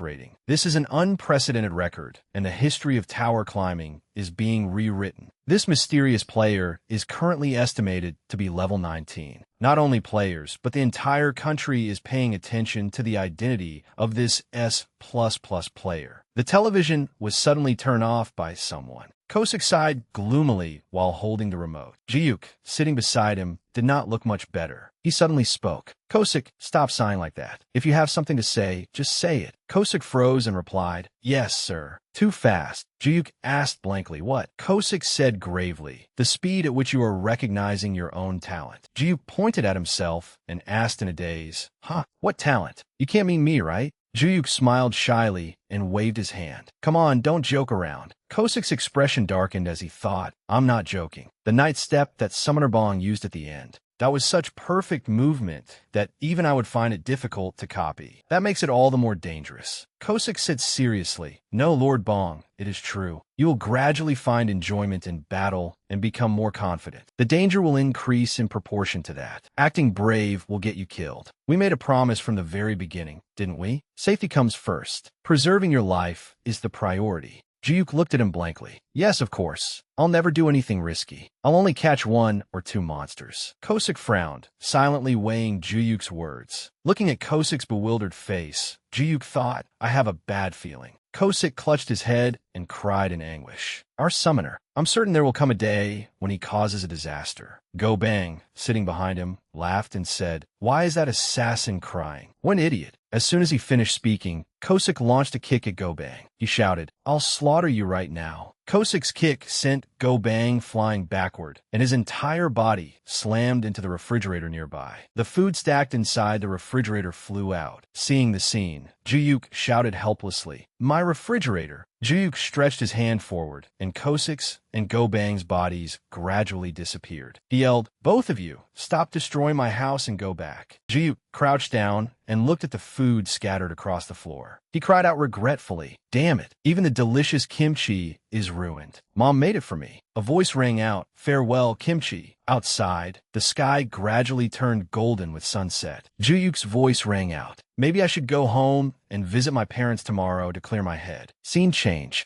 Outside an apartment complex, Ji-hyuk was walking up the stairs. Text appeared the next morning. Ji-hyuk stood in front of an apartment door. He pushed it open and called loudly, I'm home. Ji-hyuk looked around inside the apartment. A familiar voice rang out. Ji-hyuk, you're home. Sucheon, lying on the bed, saw Ji-hyuk and said, You should come home more often. It's not as if it's that far away. Your mother is going to forget your face at this rate. Ji-hyuk looked towards Sucheon and snapped irritably, Stop it. Don't nag him. The boy's busy. Ji-hyuk opened his eyes wide and asked worriedly, How are your joints, Dad? Sucheon struggled to sit up, his voice trembling. Do you think bones heal that easily? I've been stuck in bed for half the day. Ji-hyuk stepped forward and advised him, Dad, just keep lying down. Sucheon's whole body trembled as he waved him off. What's wrong with sitting up a little? Ji-hyuk put on an apron and said, Sit down. Mom made stew. Ji-hyuk supported Sucheon with both hands and asked, Where's my little brother? Ji-hyuk turned slightly and replied, Minhyuk just ran out to buy tofu. You should be back soon. Scene change. A pot of kimchi stew sat ready on the table, steam continuously rising into the air. Ji-hyuk picked up a bite of food and put in his mouth. He said, Things have been hard at home lately, haven't they? Ji-hyuk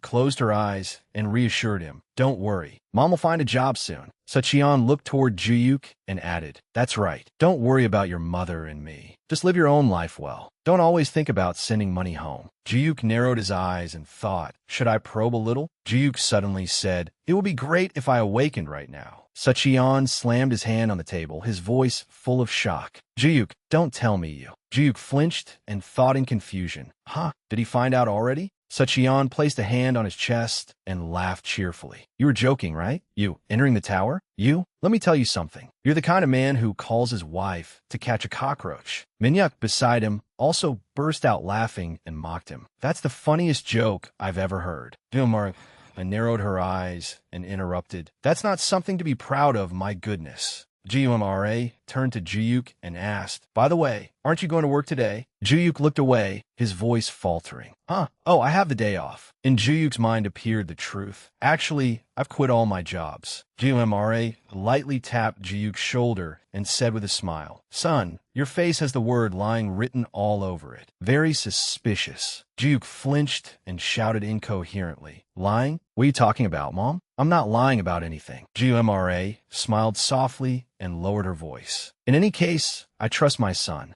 Juyuk felt a little moved. Mom. Juyuk stiffened in shock when he heard what Gumra said next. Just don't get involved with loan sharks. Absolutely not. A memory surfaced in Juyuk's mind. He thought, a memory I had forgotten. I don't know anything at all. Juyuk suddenly spoke up. Now that you mention it, what happened with your work, Mom? The memory of Gumra getting angry at a customer suddenly appeared. She explained, It was because of a rude customer. I went to repair a water purifier, and she demanded that I clean up all the trash in her house. How could I just swallow my pride and do that? To hell with customer reviews. I gave him a proper scolding, and then I got fired. In Juyuk's mind, the thought appeared, Mom really is fierce and brave. She has a personality that cannot tolerate injustice. An image of Sucheon appeared. He said proudly, My greatest achievement in life? That would be asking your mother out on a date. Juyuk's train of thought continued. And the person who fell head over heels for a mother like that. That was based on Sucheon. Images of Minhyuk and Juyuk appeared, and Juyuk's voice rang out. The definition of a true, timid guy. The pathetic genes from Dad's side of the family are unfortunately dominant. Juyuk chatted warmly with his family. He weighed the matter in his mind. In any case, everyone would probably worry a lot. I'll tell them about my awakening after things become more stable. Scene change. Time passed to midday. Juyuk handed a bundle of cash to Minhyuk. Minhyuk asked, Huh? What's this money? Juyuk answered, It's spending money for Mom and Dad. Give it to them. Make sure they don't overwork themselves. Juyuk turned around and was about to leave. Suddenly, Minhyuk spoke up. He called loudly, Wait, big brother. Minhyuk raised a hand and scratched his head, hesitating. The thing is, Juyuk looked back and felt certain. He's probably going to act all awkward because I paid his tuition last time. Juyuk walked toward Minhyuk, his thoughts certain. This sly little brat probably wants to say thank you, but is embarrassed. Juyuk placed one hand on Minhyuk's shoulder and said with a smile, I understand how you feel, kid. Minhyuk was slightly surprised and exclaimed, Really? Minhyuk smiled faintly, his cheeks turning red, and shyly said, Then I can say it comfortably. Dad's spending money, Mom's spending money. Don't you think something is missing after that? I think you forgot my share, big brother. Juyuk fell silent, his mind filled with disappointment. You little devil. He gently advised him, Minhyuk, don't spend it on useless things. You brat. A notification appeared. Transfer of 500,000 won complete. Scene change. Juyuk stood at the foot of the Awakener Management Bureau building. Text appeared. Seoul Awakener Management Bureau, Hanam-dong. Juyuk looked up toward the upper floors, thinking uneasily. I was planning to go straight home, but in the end I stopped by on impulse. After meeting my family, my desire to do this properly grew even stronger. An image of John Guangyin appeared in Juyuk's mind. He had said, If you visit the shop, please contact us in advance. Juyuk closed his eyes and muttered, It should be okay, right? If I run into him again, I'll feel awkward. Images of an item and the monsters in the tower appeared in Juyuk's mind. He thought, I already have the energy shield, but these monsters are getting stronger the higher I climb. So Juyuk entered the building and decided it would be best to buy a shield. Juyuk found a large, gleaming golden shield. Hazen raised one hand and stated the price. That one costs 100 million won. As soon as he heard that, Juyuk was startled, his mind filled with shock. 100 million? Juke scratched his head repeatedly, his voice faltering. That item is too heavy for me, and it's too expensive, so I'll have to pass. Juke thought, it's ridiculously expensive. And why does the employee have to be a woman? I can't speak smoothly at all. Also, why are there so many people today? Last time there wasn't a single soul. Please don't look this way. Ha-jun immediately took out a smaller shield. She smiled and said, ah, then this should suit you. This is a handheld round shield made from an adamantium and cetonium alloy. It's small and light. It's inexpensive, but it also has a self-repair function. You may try it on. Juyuk put the shield on his arm. In his mind, he exclaimed, oh, it suits me, so well it feels like a set with my sword. I like it. Juyuk scratched his head and shyly asked, then how much is it? Ha-jun smiled and replied, the price is 40 million won. Shall I help you with the payment? Juyuk hesitated for a moment, then answered shakily, yes, I'll buy it. Juyuk placed one hand on the payment panel. A voice rang out, payment complete. In his mind, he thought, I finally bought it. Haru's image appeared in Juyuk's mind, and he wondered, why is talking to an employee harder than dealing with goblins? Juyuk looked back over his shoulder. He let out a sigh and thought, I should go home too. Suddenly, in the distance, Hosiak was leaning against the glass door. He spoke up, you awakened not long ago, right? Hosiak held out a hand and politely introduced himself. I'm a player too. Nice to meet you. I'm Choi Hosok. Juyuk thought in confusion. What's this? He's a little too enthusiastic. Juyuk took Hosiak's hand and answered hesitantly, yes, I'm Bong Juyuk. So you're Juyuk. Hosiak put one hand on his hip and said with a smile, I come to this shop every day, so I wanted to get acquainted since I've never seen you before. If it's not rude, may I ask what floor you're on? I'm currently climbing the 30th floors. Juyuk bowed his head and quietly replied, I'm on floor 10. In his mind, Juyuk exclaimed, his level is so high. Hosiak smiled brightly and cried, I see. If you ever have any trouble while climbing the tower, just ask me. Juyuk looked at Hosiak and thought, he seems easygoing and kind. He looks like a natural extrovert. Juyuk stood still and said, I'm not having any difficulties right now. Hosiak pointed both hands toward Juyuk and replied, that's great. Next time, if you need help, just ask me. I come here often anyway. Hosiak turned and walked away. He waved goodbye and said, all right, see you later. In Juyuk's mind, he thought, the bold social skills of a stylish guy are truly admirable. At that level, he probably has a girlfriend too, right? I'm so jealous. The scene changed. Time passed into night. The lights were still on in Juyuk's house. A status window appeared in front of Juyuk, and he proudly cried in his mind, all the way to level 19. Now I can challenge floor 19. But before that, Juyuk placed a box on the table, and his voice rang out. I should summon Kosik and settle a few things first. A notification appeared. Kosik has been designated for summoning. Kosik appeared, his voice halting. Thank you for the evaluation. Juyuk held the shield forward and showed it off to Kosik. I bought a shield. Kosik knelt on the ground and murmured, oh my goodness, look at this. You certainly know how to enjoy yourself, my lord. Even a shield, no less. Kosik frowned and said, do you truly have to go this far? Juyuk looked away and replied, I'm going to prioritize safety as much as possible. Kosik closed his eyes and interrupted. The previous summoner said the exact same thing. Juyuk clenched both hands and reassured Kosik, don't worry. I'm a coward. If climbing the tower gets difficult, I'll quit right away. Juyuk's face brightened, and he smiled when he heard Kosik's words. Please promise me you won't take the lead on your own and charge in somewhere. Kosik sat up straight and advised him, if anything unexpected happens, sacrifice your subordinates and that go-bang fellow to escape. Juyuk threw his weapon into his inventory and replied, I promise. Kosik squeezed his eyes shut and continued, in your subordinate's opinion, it would be best for you to sacrifice that bastard go-bang rather than your subordinate. Juyuk smiled and answered simply, got it. Suddenly, Kosik smelled something. His voice broke off. Then shall we begin cleaning? This smell is... Juyuk opened the box on the table. Inside were still warm steam buns. He said,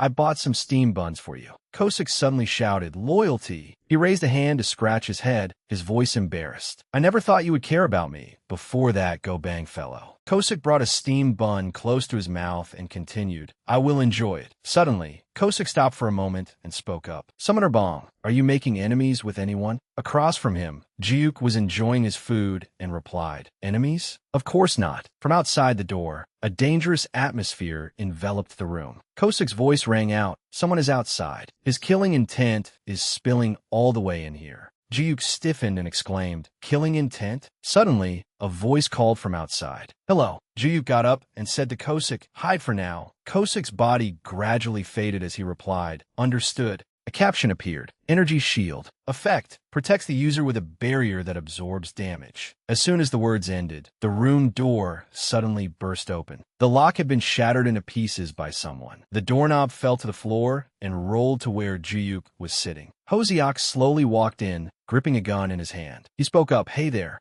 Ji-Yuk was startled. He seemed to recognize the person standing before him. Ji-Yuk looked toward the entrance and shouted, "You're the player I met at the shop." Hosiak appeared, smiled, and said, "Surprised? You bastard, I worked really hard to follow you." Ji-Yuk sat still, his voice stammering. "Why me? Is that a gun? Please put the weapon away first." Hosiak aimed the muzzle at Ji-Yuk and shouted, "Who gave you permission to speak? Do you want to die? Take off your bracelet and open your inventory before I turn your skull into a beehive." Ji-Yuk frowned. His mind remained calm. "No, what the hell is he thinking, pointing that thing at me?" From behind, Kosik slowly appeared. Hosiak lowered his voice and threatened him. "You think this is a joke?" Ji-Yuk thought, "You're destroying yourself." Hosiak narrowed his eyes, a wicked smile on his lips, and thought. He froze up with fear the moment he saw my gun. I picked a good mark this time. Kosik slowly approached from behind. Hosiak convinced himself. Weaklings like this open their inventories after one punch. Hosiak raised one hand high and shouted, "Before I beat you to death, hurry up and do as I." As soon as the words left his mouth, Kosik swung his sword hilt hard into the top of Hosiak's head. The sudden attack left him dazed, and Hosiak's entire body slowly collapsed. His thoughts faded. There was another one? Damn it. Hosiak lost consciousness. His body remained kneeling on the floor for a long while. Ji-Yuk opened his eyes wide, as if he still could not grasp the current situation, and exclaimed, "Huh."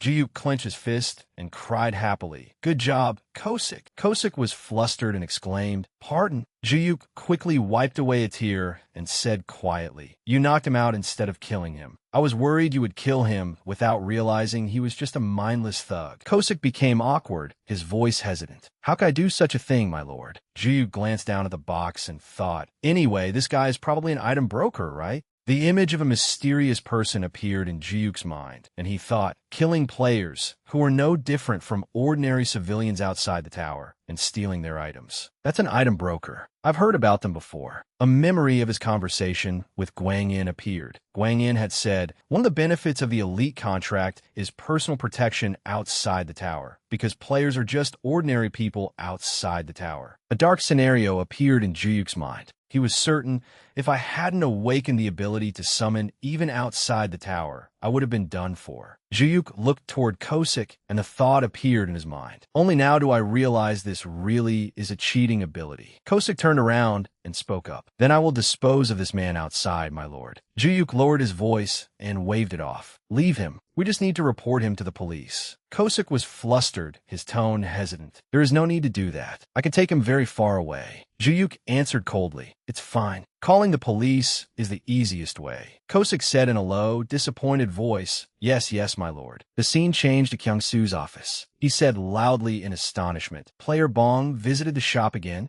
Guang Yin put both hands behind his back and quietly replied, "Yes." I did not even know. Kyung-Soo looked toward Guang Yin and wondered, "What did he buy?" Guang Yin lowered his voice and said softly, "I heard it was a small round shield." Kyung-Soo let out a sigh, his voice filled with some regret. "If only he had signed the elite contract, I would have equipped him from head to toe." Kyung-Soo raised his head and asked, "Have we identified Player Bong's characteristics?" The image of Ji-Yuk in shining armor appeared in Guang Yin's mind, and he analyzed. Based on his purchase of a sword and shield, we suspect he is a melee type. In any case, he still does not have a full set of protective gear. Suddenly, Guang Yin's phone rang. His voice broke off. "I will find an excuse to give Player Bong a full suit of armor." Guang Yin's phone screen showed the name of the police. He wondered, the police? "Excuse me, I will take this call for a moment." After Guang Yin answered the phone for a moment, he cried out in shock, Yes, this is John Gwang-in of the Korean Awakening Management Bureau. Yes, what did you say? The scene changed. Gwang-in quickly drove to the residential area where Ju-yuk lived. Gwang-in ran toward Ju-yuk's house, his legs climbing quickly up the stairs. In his mind, he shouted, "Damn it!" Gwang-in ran forward quickly, the thought appearing in his mind. I should have signed the elite contract with him from the very beginning. If something happens to Player Bong. Inside Ji-yuk's room, Dong-soo grabbed Hoseok's arm and said loudly, "Mr. Choi Hoseok, you're under arrest for unlawful home invasion and armed robbery." Hoseok was restrained and cried out in pain. "That hurts. Wait, you're going to kill me." Hoseok looked back toward Ji-yuk and made an excuse. "I'm innocent, officers. He kidnapped me. I'm the victim." Ji-yuk's eyes darted around, and he said in confusion, "No, he's the one who broke in." Dong-soo looked toward Ji-yuk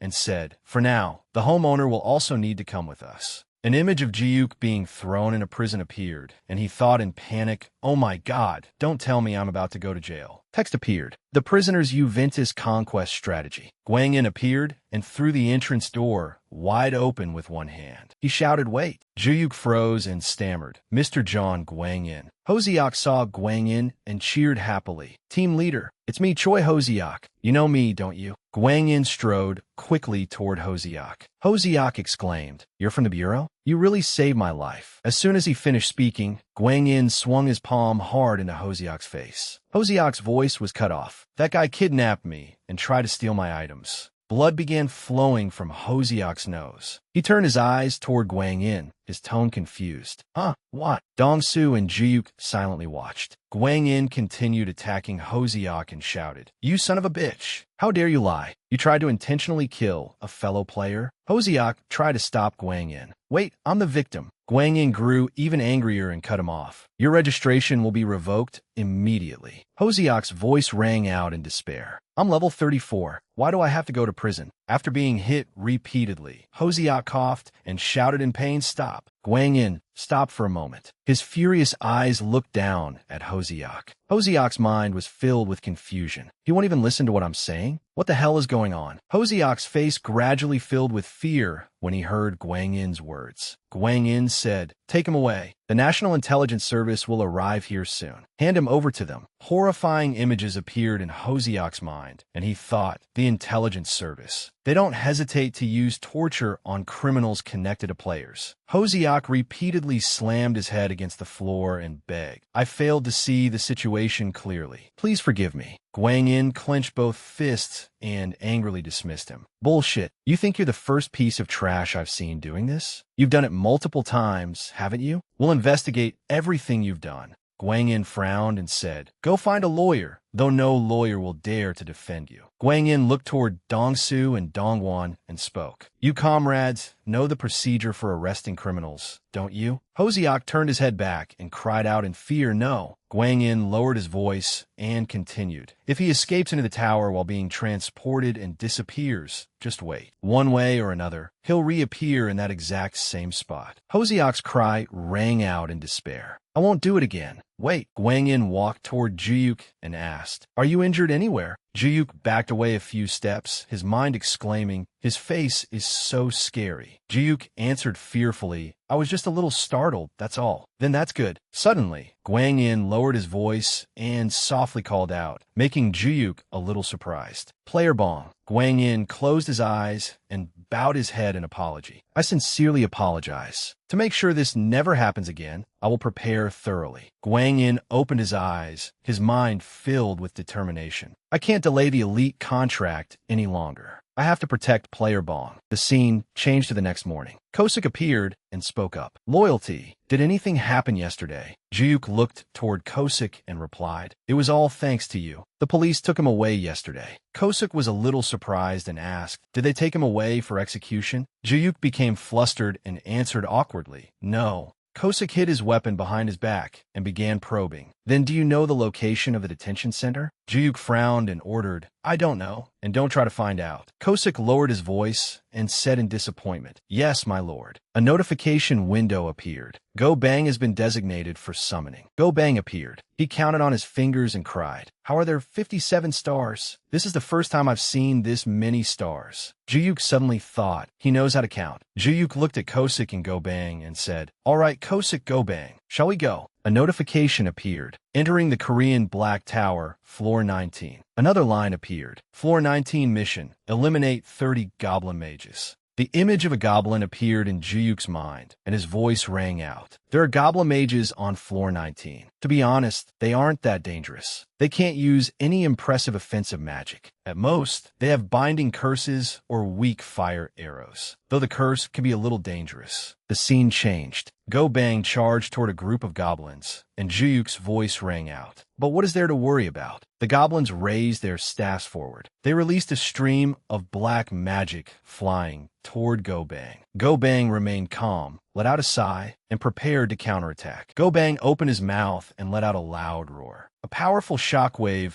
rushed toward the enemies. Seeing the scene, Juyuk was astonished, and in his mind he exclaimed, he blew away the curse with just a shout. That really is the style of a brute. Kosik appeared behind Go Bang, his hand gripping his weapon tightly. Kosik smiled and said to Go Bang, "Hey Go Bang, you remember what I said earlier, right? Clean this place up as fast as possible." Go Bang looked toward Kosik and answered coldly, "I remember. Sweep them all away." As soon as he finished speaking, both Kosik and Go Bang charged straight toward the enemies in front of them. Kosik and Go Bang sped forward, taking down countless goblins along the way. Behind them, Juyuk took hold of his weapon and said with a smile, "Then I'll also..." A notification window appeared in front of Juyuk. "You have completed the Floor 19 mission." He cried out in shock, "Huh? It's over already." Juyuk shifted his eyes forward. In the distance, Kosik and Go Bang seemed to be discussing something. Kosik smiled brightly, turned back, and said, "How was that, Summoner? Refreshing, wasn't it?" In Juyuk's mind, a thought appeared. Did they deliberately end it quickly so I couldn't fight?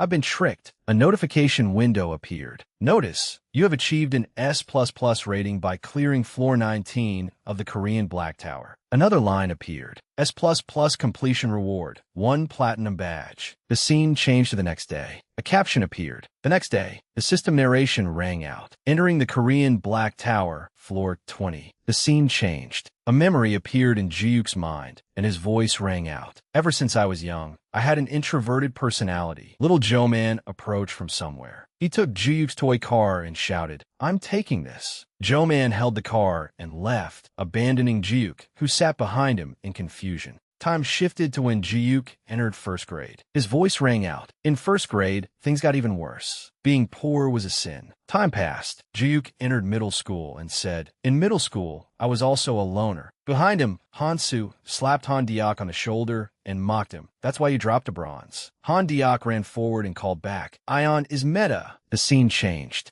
Juyuk entered high school. He sat eating lunch alone, and Juyuk's voice rang out. Even in high school, I ate lunch alone. The life of someone completely isolated from society. I used to be afraid of the very act of trying to change something. The scene returned to the present. Juyuk looked up at the sky, and the thought appeared in his mind. Someone like me, fighting monsters in the tower? Me, someone who couldn't even look those thugs in the eye? That was something I never dared to imagine. Juyuk floated in the air, with countless monsters below him. He thought, however, monsters aren't human. There's no fear that comes from relationships. They're no different from quest monsters in a game. Juyuk shifted his gaze downward, his mind filled with determination. I just need to crush them and receive my reward. Kosik revealed clear fear and shouted anxiously, "Summoner Bong, no!" The goblins below gripped their weapons tightly and charged at Juyuk all at once. Juyuk immediately reacted like the wind. He slipped past and stopped behind a goblin that had been attacking him.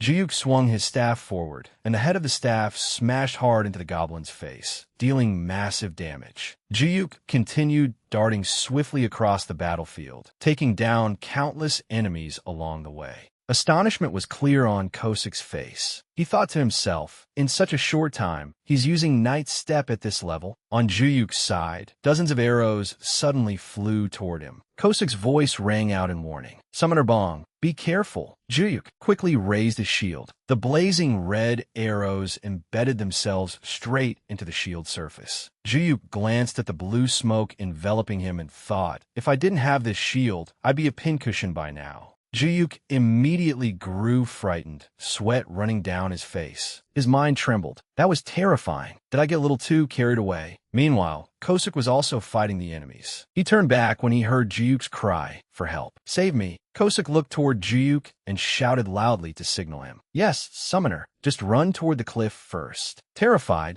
Juyuk replied, Got it. Nearby, Go-Bang kept pounding his chest with both hands as he muttered, Protect the summoner. Juyuk's body seemed to be losing strength. There were many enemies chasing behind him. His voice was weak. I'm almost out of strength. Suddenly, Juyuk raised his head. He stopped in front of a cliff and murmured, Am I there yet? Juyuk's mind was filled with fear. But there's nothing here. Juyuk turned around and faced the countless enemies before him. He tried desperately to think. What do I do? What do I do? No. Suddenly, a giant hand appeared and stopped the goblin's attack. Juyuk's thoughts were full of despair. I'm dead. Go-Bang appeared. He stood towering before the monsters, making them tremble in fear. Go-Bang clapped his hands together, creating a powerful shockwave that blew away all the enemies. From above the cliff, Kosik had just taken down 2 enemies. He shouted in praise, Go-Bang, great job, you pig-brained fool. On a nearby cliff, 2 goblins raised their clubs forward, about to attack Kosik. In the blink of an eye, Kosik leaped toward the 2 monsters. A thought flashed through his mind. Then Kosik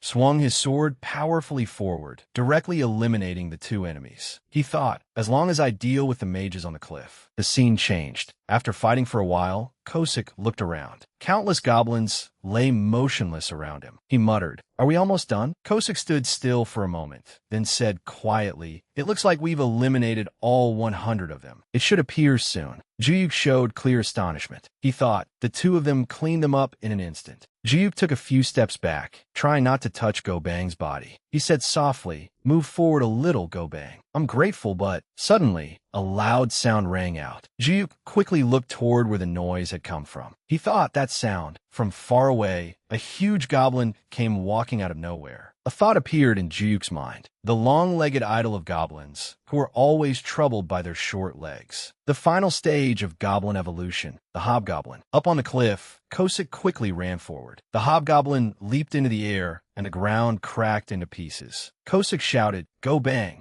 Quick as lightning, Go-Bang charged straight at the goblin. He shouted, and text appeared. Leave it to me. Go-Bang collided with the monster and tried to push it backward. Go-Bang reached forward and grabbed the goblin tightly by the neck. Kosik rushed downward and said with a grin, You're useful today. Hold it tight. Kosik gripped the weapon in his hand and attacked the goblin restrained by Go-Bang. Kosik added 2 more slashes, completely taking down the final monster. Notifications rang out one after another. All types of goblins, 100/100. Hobgoblin, 1/1. You have completed the floor 20 mission. Your level has increased. Reward, 2 kilograms of magic stones. Reward, tower exclusive recovery potion X5. Kosik raised one hand and scratched his head. He smiled faintly and said to Juyuk, We succeeded. Juyuk looked toward Kosik and thought to himself, they defeated the boss in an instant. Honestly, it might be better to leave everything to them. Even so, Juyuk bowed, his voice full of gratitude. You all worked hard. Thank you for protecting me. Kosik bowed deeply and replied, Loyalty. Go-Bang lay down on the grass and added, Protect the summoner. An image of a badge appeared. Notifications appeared one after another. You have achieved an S++ rank on floor 20 of the Korean Black Tower. Reward, S++ Platinum Badge. You may challenge floor 21. Leave the Black Tower. The scene changed. News appeared on a phone screen. Below it, many people were discussing the fact that floor 20 of the tower had been conquered by Juyuk. Park Kyung-soo set his phone down on the table. He sighed and said, A record of 20 floors in a row is good, but if people pay too much attention to him, it will become troublesome. Mina put both hands behind her back and spoke. Should we try controlling the press, sir? Kyung-soo leaned back in his chair and answered bluntly, No. The fact that we know the identity of the person holding the S++ record could leak outside. Park Kyung-soo turned toward Gwang-in and asked, "So, have you investigated Player Bong's family circumstances?" Guang Yin placed a stack of documents on the table and replied, "I have investigated discreetly, sir." An image of Su Qion lying in bed appeared. Guang Yin's voice rang out. His father, Mr. Bong Suchon, underwent surgery a few months ago after a slipping accident on ice and is currently undergoing physical therapy. Kyung Sun Terapti, Odir. When you're old, bones don't heal easily. Is there any way to support him? Guang Yin replied, "I plan to introduce him to the best rehabilitation center in the country. Of course, completely free of charge." Kyung Suanseth, sounding somewhat satisfied. Good. Proceed. An image of Min Hyuk diligently studying appeared. Guang Yin's voice continued. Next is his younger brother, Bong Min Hyuk. He is a first-year university student about to enter the military. Scholarship support would be a perfect benefit. Several photos of Junja appeared. Guang Yin continued. Lastly, his mother, Mrs. Hong Junja. As for what she does, she used to work for a water purifier company, but she is currently unemployed. It seems she was about to be dismissed after a conflict with a rude customer. Kyung-soo was a little surprised and exclaimed, "Oh dear." Guang Yin raised a hand to cover his mouth and whispered, "According to the file, the person we need to pay the most attention to is Mrs. Hong Junja. She has the strongest voice in the family, and her personality is so forceful that even her husband and children don't dare make a sound." Kyung-soo raised his voice and gave an order. "I see. Then this plan is good too. Carry it out. Even if you have to use the full authority of the Korean Awakening Management Bureau, make it succeed." Guang Yin smiled and replied, "We will immediately proceed with support from Mr. Bong's family." The scene changed back to Juyuk's apartment. There was a knock on the door outside. Kosik glanced toward the entrance and muttered, "The delivery is here. It smells delicious." Nearby, Go Bang rolled back and forth, repeatedly saying, "Delivery. Delicious food." Juyuk grabbed his head with both hands, tears streaming down his face, and shouted, "Please sit still."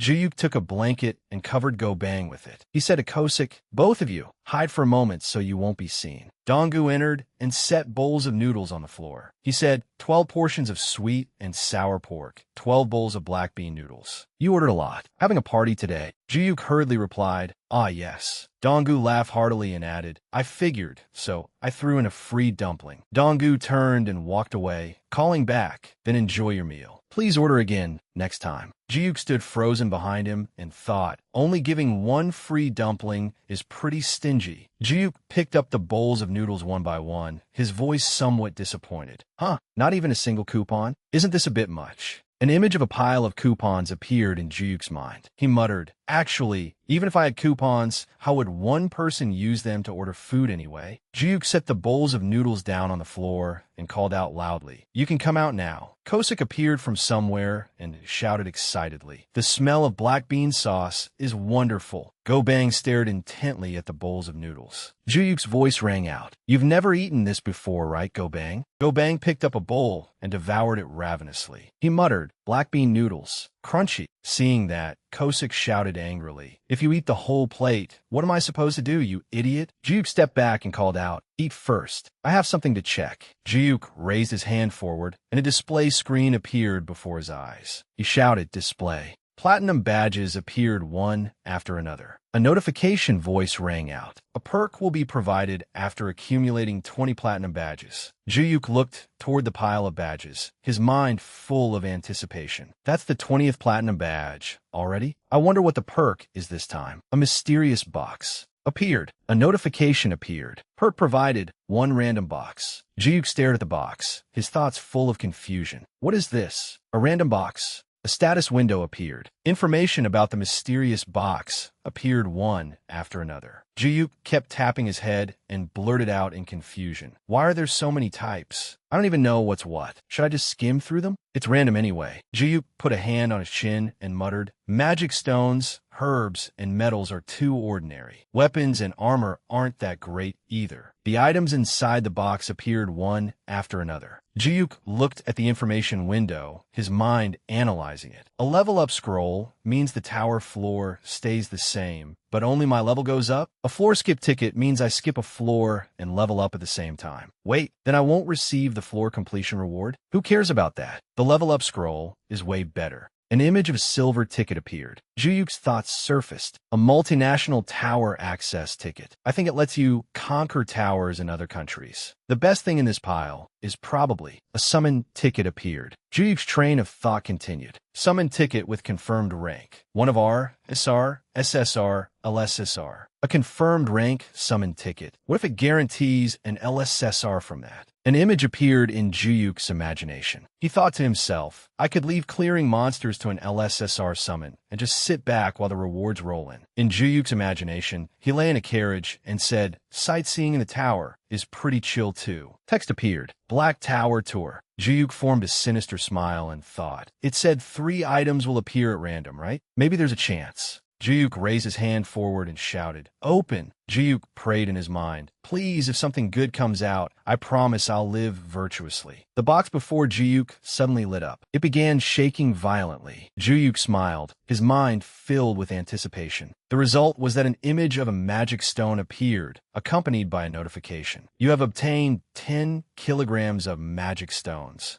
Juyuk knelt on the floor and cried out in disappointment. A miss! I can get magic stones anytime. Juyuk raised a hand to wipe away a tear and comforted himself. Still, if I sell it, that's 5 million won. Juyuk looked at the box, frustrated, and thought, then the second one. Juyuk shouted again, open! A notification appeared. Skill obtained, Primordial Thunderstaff. Primordial Thunderstaff has been registered to your status window. Juyuk read the status text that had just appeared and thought to himself, so it's a skill. It sounds pretty martial arts-like. Is it an attack type? I'll check it later. Juyuk raised his hand toward the final box, his mind full of anticipation. Finally, he shouted, open! A stone appeared in midair. A mark was engraved at the center of the stone, and it gave off a mystical glow. Seeing the item, Juyuk smiled brightly, his mind cheering. This is a jackpot. The stone's enhancement statuses appeared. Juyuk glanced around and thought, this is one of the things I wanted most. Juyuk looked toward Kosik and Gobang and thought, the problem is which of the two I should use it on. In the distance, Kosik grew angry and shouted at Gobang, stop stuffing yourself, you pig. Gobang continued putting a bowl of noodles into his mouth and said, thank you for the meal. Juyuk's train of thought continued. Both of them are stupid. No, equally unreliable. So this is a hard choice. Juyuk looked toward Kosik and hesitated. But I should probably give it to Kosik, right? Considering how many bowls of rice we've shared together.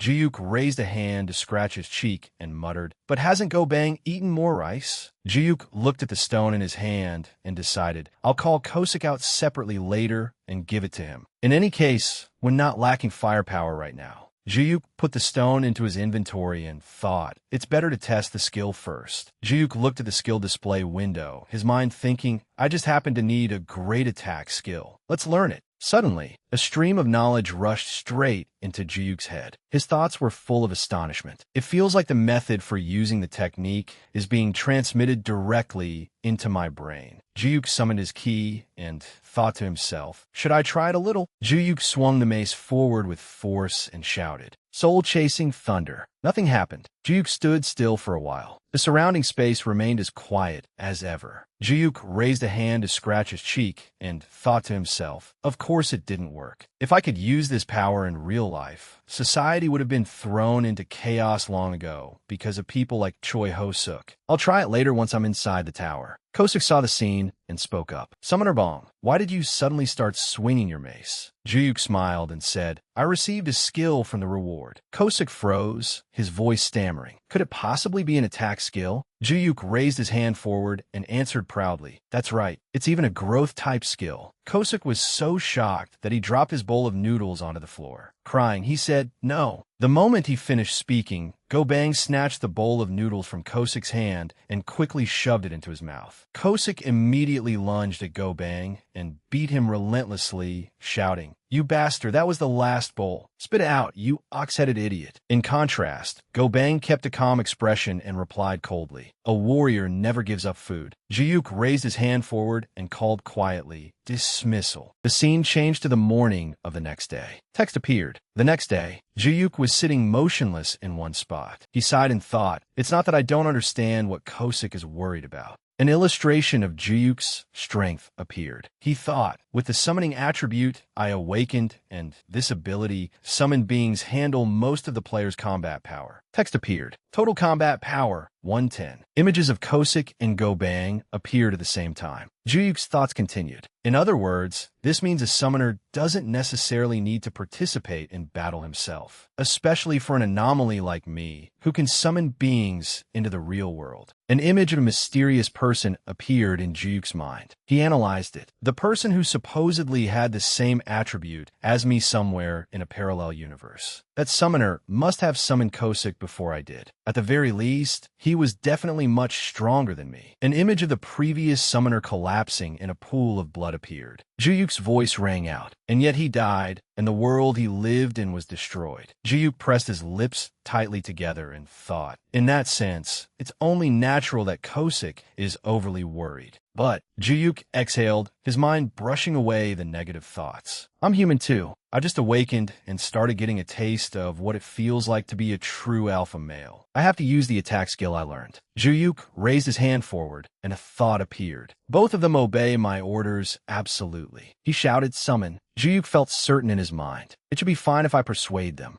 When Kosik appeared looking lifeless, he trembled and cried out, so cold. Loyalty. Juyuk looked toward Kosik and thought awkwardly. Just how worried was he for his face to end up like that after only one day? Kosik lowered his head, his voice heavy and slow. An attack skill. That thing can become poison. To be honest, I was already uneasy even on 420. Fortunately, they were only goblins. Juyuk smiled faintly and thought. As expected, it's because I have an attack skill. Kosik raised his head and said quietly, I don't know about goblins, but orcs are absolutely forbidden. Kosik's voice sank as he said, I apologize in advance. I am about to commit a grave crime. Go Bang began moving forward. After hearing Kosik's words, Juyuk wondered, is he planning to tie me up or something with that ribbon? One of Kosik's eyes flashed. He replied softly, of course not. But suddenly, Kosik looked up and shouted loudly, activate Principle 3. Suddenly, Go Bang appeared from behind Juyuk and grabbed him tightly. Juyuk was startled and thought, these guys. Kosik stepped forward and struck Go Bang on the head, shouting angrily, hold him tight after we enter the tower, you idiot. How many times do I have to tell you? Kosik looked toward Juyuk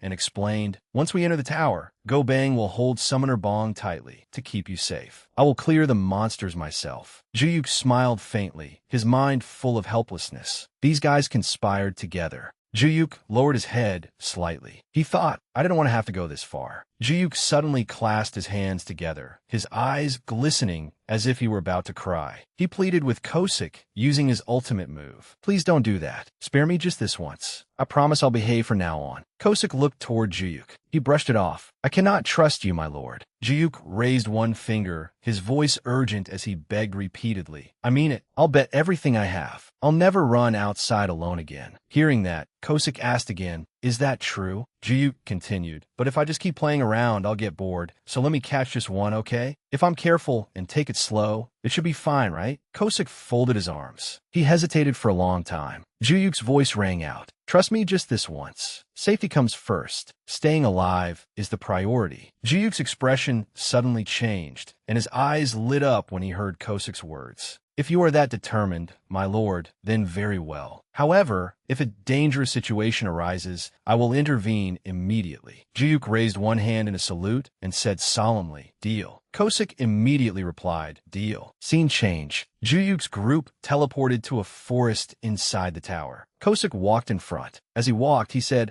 orcs are strong, but stupid. Of course, they're still smarter than Go Bang. Go Bang walked behind him and cut in, I am smarter than orcs. Kosik kept walking and mocked him. Yes, you're very clever. Juyuk raised his weapon. He smiled and called out loudly, hey, let's practice 10 times before we go. Kosik turned his head and replied, you may practice 100 times if you wish, my lord. Kosik gestured toward Go Bang. He smiled and said, here, we have a training dummy named Go Bang. Feel free to strike him as much as you like. Juyuk pointed at himself and asked in confusion, you're telling me to hit Go Bang right now? Kosik held both hands out in front of him and encouraged him. Just hit him. Even if you strike with all your strength, you will not leave a scratch on him. He is the optimal choice for training. Go Bang looked down at Juyuk and said coldly, Summoner, hit me. I will be fine. Juyuk stepped back a few paces and shouted, that's enough. In Jiuk's mind, the situation appeared clearly. On one side, Kosik was telling him to attack, and on the other, Go Bang was saying he would take the blows. Jiuk grew angry and shouted, "If you two keep this up, I'm going to charge in alone." Kosik hurriedly stopped him. "Anything but that." Jiuk looked at the mace in his hand and explained, "The method of using it is already in my head anyway. Instead of hitting Go Bang, it'll be easier to practice directly on an orc.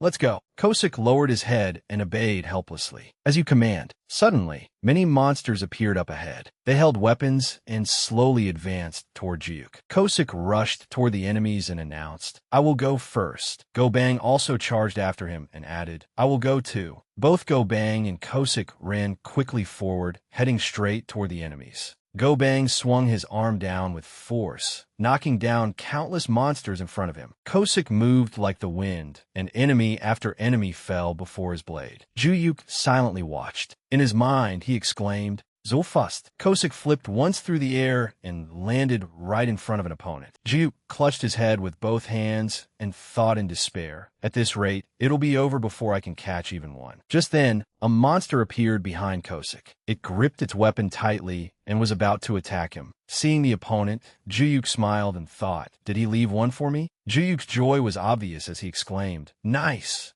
Jiuk lightly bent his legs and leapt straight toward the waiting enemy. Kosik suddenly vanished, and his voice echoed faintly, "I will observe from behind." Jiuk charged toward the monster. He raised his mace and prepared to fight. The monster swung its axe forward. Jiuk quickly twisted his body and dodged the attack. Jiuk sprang high into the air. His mind analyzed the move. First form, soul-chasing thunder. It's a simple vertical strike. Jiuk raised the mace, and a terrifying surge of power radiated from it. He thought, but its power is... Jiuk plunged downward. A brilliant light burst out as he swung the mace hard onto the enemy's head. His voice rang out. First form, soul-chasing thunder. The attack dealt massive damage to the monster. It could only stand still and take the blow. Jiuk smiled, his thoughts full of pride. It's definitely not weak. Jiuk clenched his fist, put all his strength into it, and struck the orc hard on the head. After taking the extremely powerful blow from him, it staggered for a few seconds and then collapsed. Jiuk stood proudly before the giant monster he had just defeated. A confidence bordering on arrogance rose in his mind. Too easy. Super easy.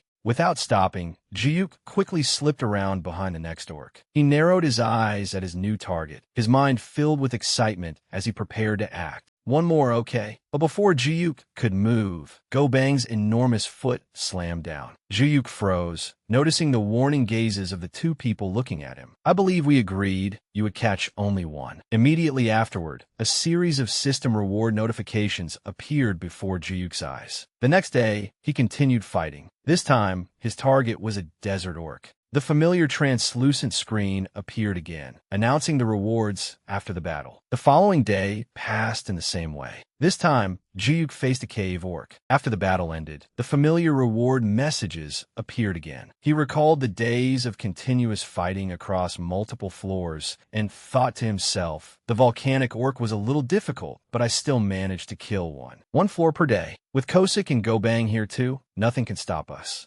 After that battle, the system reward notification appeared once more. Another day passed. Jiuk's face looked slightly blank as he thought, now I'm on the 25th floor. I had such high expectations. He scratched his back and thought, but catching only one each time feels like something is missing. Still, I need to build trust during this period first. Jiuk stood up, changed clothes, and muttered, all this time Go Bang and Kosik have been by my side, but I haven't given them any items. I should give them the rune on this occasion. Kosik appeared according to his command and spoke loudly in a dignified voice. Loyalty, did you not say we would rest today, my lord? Jiuk casually took out the item and said, I got this on the way here. Take it. Kosik asked in confusion, is it edible, my lord? Jiuk shrugged and replied calmly, check it yourself. Kosik raised the glittering stone high with trembling hands, both curious and afraid. Immediately, a system window appeared, explaining the item in detail. His eyes widened. What is this? A level increase. Jiuk smiled faintly. It's good, right? Do you like it?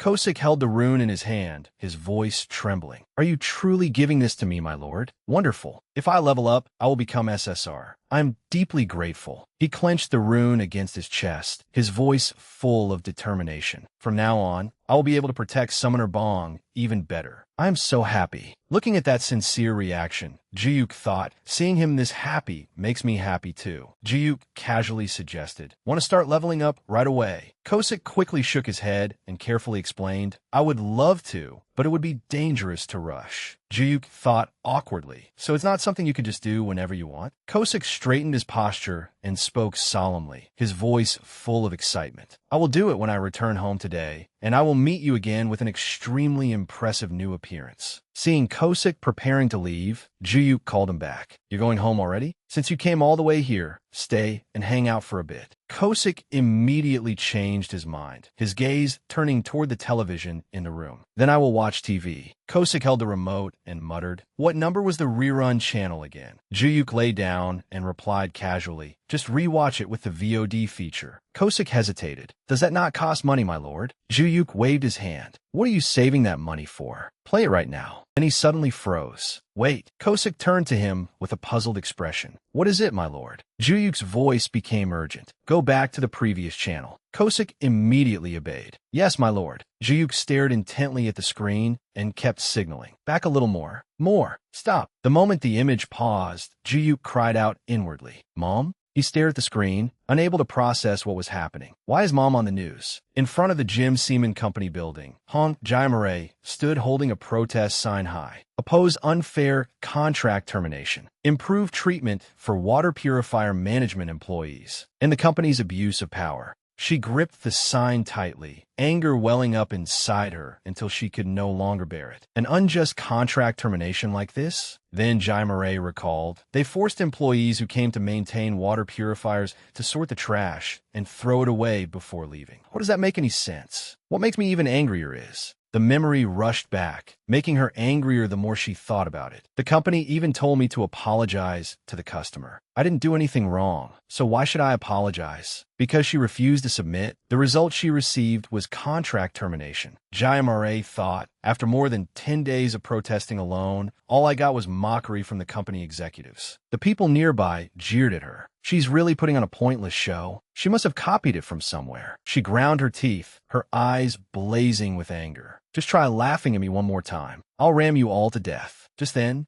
a neatly dressed man in a suit approached her. Are you Mrs. Hong Jaimare? She glanced at the stranger and immediately grew wary. Yes, you came at just the right time. You're going to spout more nonsense, aren't you? Lee Jang-suk bowed politely and spoke in a calm voice. You have worked hard. I am from the law firm Park and Kim. I am attorney Lee Jang-suk. Hearing the words law firm, Jaimare unconsciously repeated them in surprise. A law firm. The moment she heard those words, her expression changed noticeably. Jaimare immediately raised her sign upright, her voice becoming defensive. Is the company planning to sue me? Tell them to go ahead. I'm not scared. He hurriedly waved his hands, trying to reassure her. Please calm down. Lee Jang-suk slowly explained his true purpose. In fact, I came for the opposite reason. Please formally file a lawsuit against Jim Seaman Corporation. He continued in a confident tone. Park and Kim, one of South Korea's top law firms, will represent you, Mrs. Hong Jaimare, free of charge.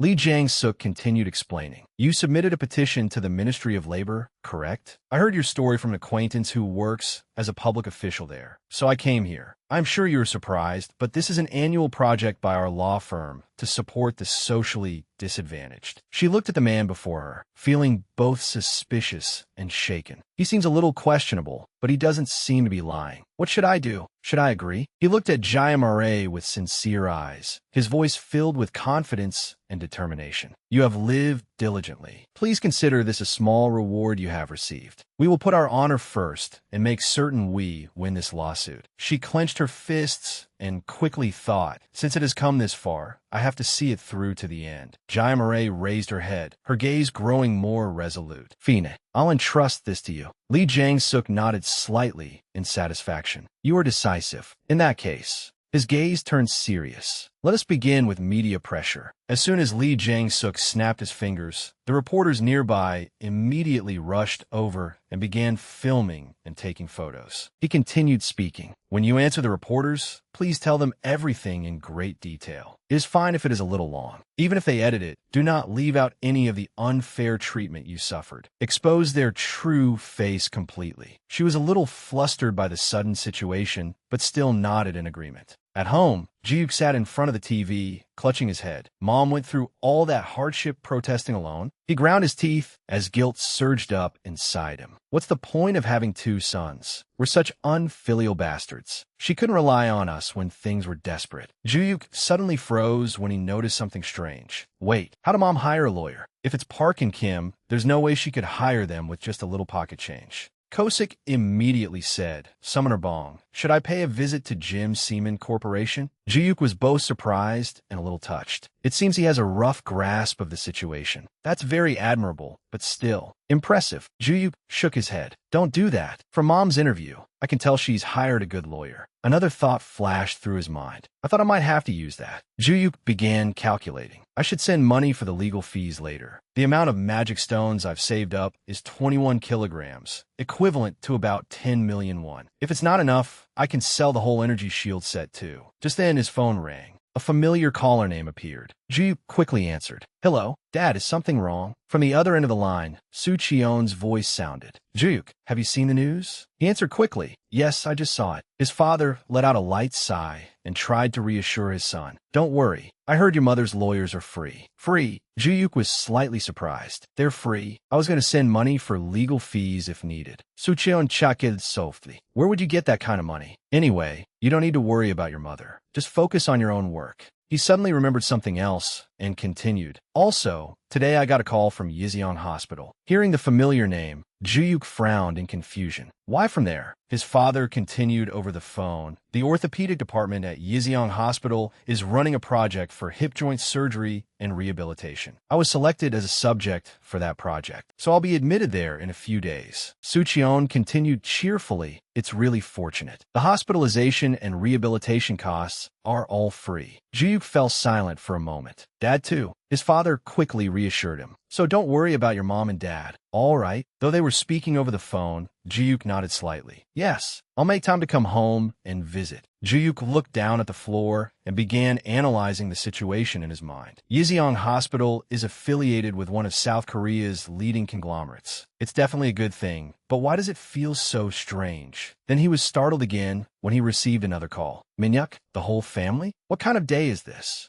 From the other end of the line, his younger brother's voice rang out angrily. Hyung, did you see Mom's interview? Ji-yook replied, I saw it. Minhyuk grew even more furious as he spoke. Those bastards. I'm so angry, I feel like I'm going to explode. You know how hard Mom worked, running around everywhere to do her job. Ji-yook agreed. That's right. Minhyuk continued, his voice becoming more serious. So, I was going to send Mom the pocket money you gave me last time. Lawsuits cost a lot. Ji-yook immediately remembered and said, What about you? Didn't you say you needed to buy a laptop? Minhyuk laughed lightly. It's fine. After paying tuition, I still have enough left to buy a laptop. He continued, sounding a little proud. I received a scholarship this time. I must have lived well, because heaven took pity on me, Hyung. Ji-yook suddenly stiffened as a thought occurred to him. What? He immediately asked again to confirm. Who gave you the scholarship? Minhyuk answered very naturally. It's a national scholarship funded by the Awakening Management Bureau. They give out a lot of scholarships anyway. Ji-yook quietly closed his eyes. All the pieces gradually fit together in his head. So was them after all. Ji-yook forced his voice to remain normal. All right, study hard. After hanging up, Ji-yook sat in silence and thought for a long time. It wasn't heaven helping us. Mom's lawyer, Dad's hospital, and even Minhyuk's scholarship. He finally reached a clear conclusion. All of it was done by the Awakening Management Bureau. Ji-yook picked up his phone and made a call. Hello, Team Leader John. This is Bong Ji-yook. If you have time, can we meet somewhere quiet? From the other end of the line, Gwang In answered immediately in a friendly voice. Yes, I will come pick you up. Let's have a meal together.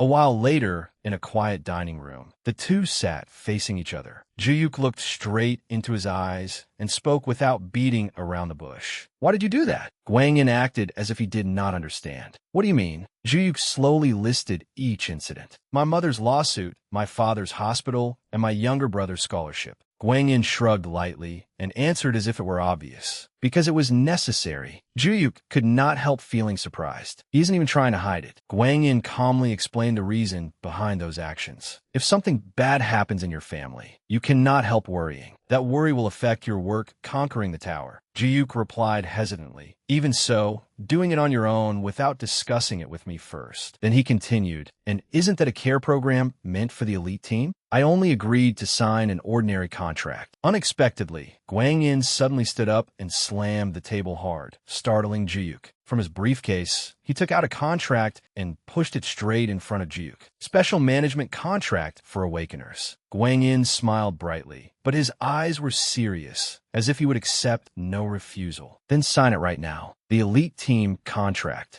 Juyuk froze in place, both hands trembling slightly from the sudden pressure. He silently looked at the contract in front of him, many complicated thoughts flashing through his mind. He really prepared thoroughly. Juyuk sighed softly. His voice still carried some hesitation. But I still don't feel that confident. I also don't think I'm that talented. After hearing that answer, Guang Yin abruptly stood up again, making the atmosphere tense. With a dark expression, Guang Yin asked, "Do you truly think that?" Even after setting a record no one has ever achieved before. Hearing the word record, Juyuk froze, his eyes wavering slightly. He felt a little dejected, unsure how to respond. Anyone who climbed 24 floors in a row with S++ ratings and said something like that would sound as if they were humble bragging. Wang Yin took a deep breath and bowed his head. I'm making this request with complete sincerity. Juyuk's expression became somewhat flustered. You don't need to go this far. Guang Yin's voice sank lower. Did you not go through the incident with Choi Ho-suk not long ago? He looked straight at Juyuk,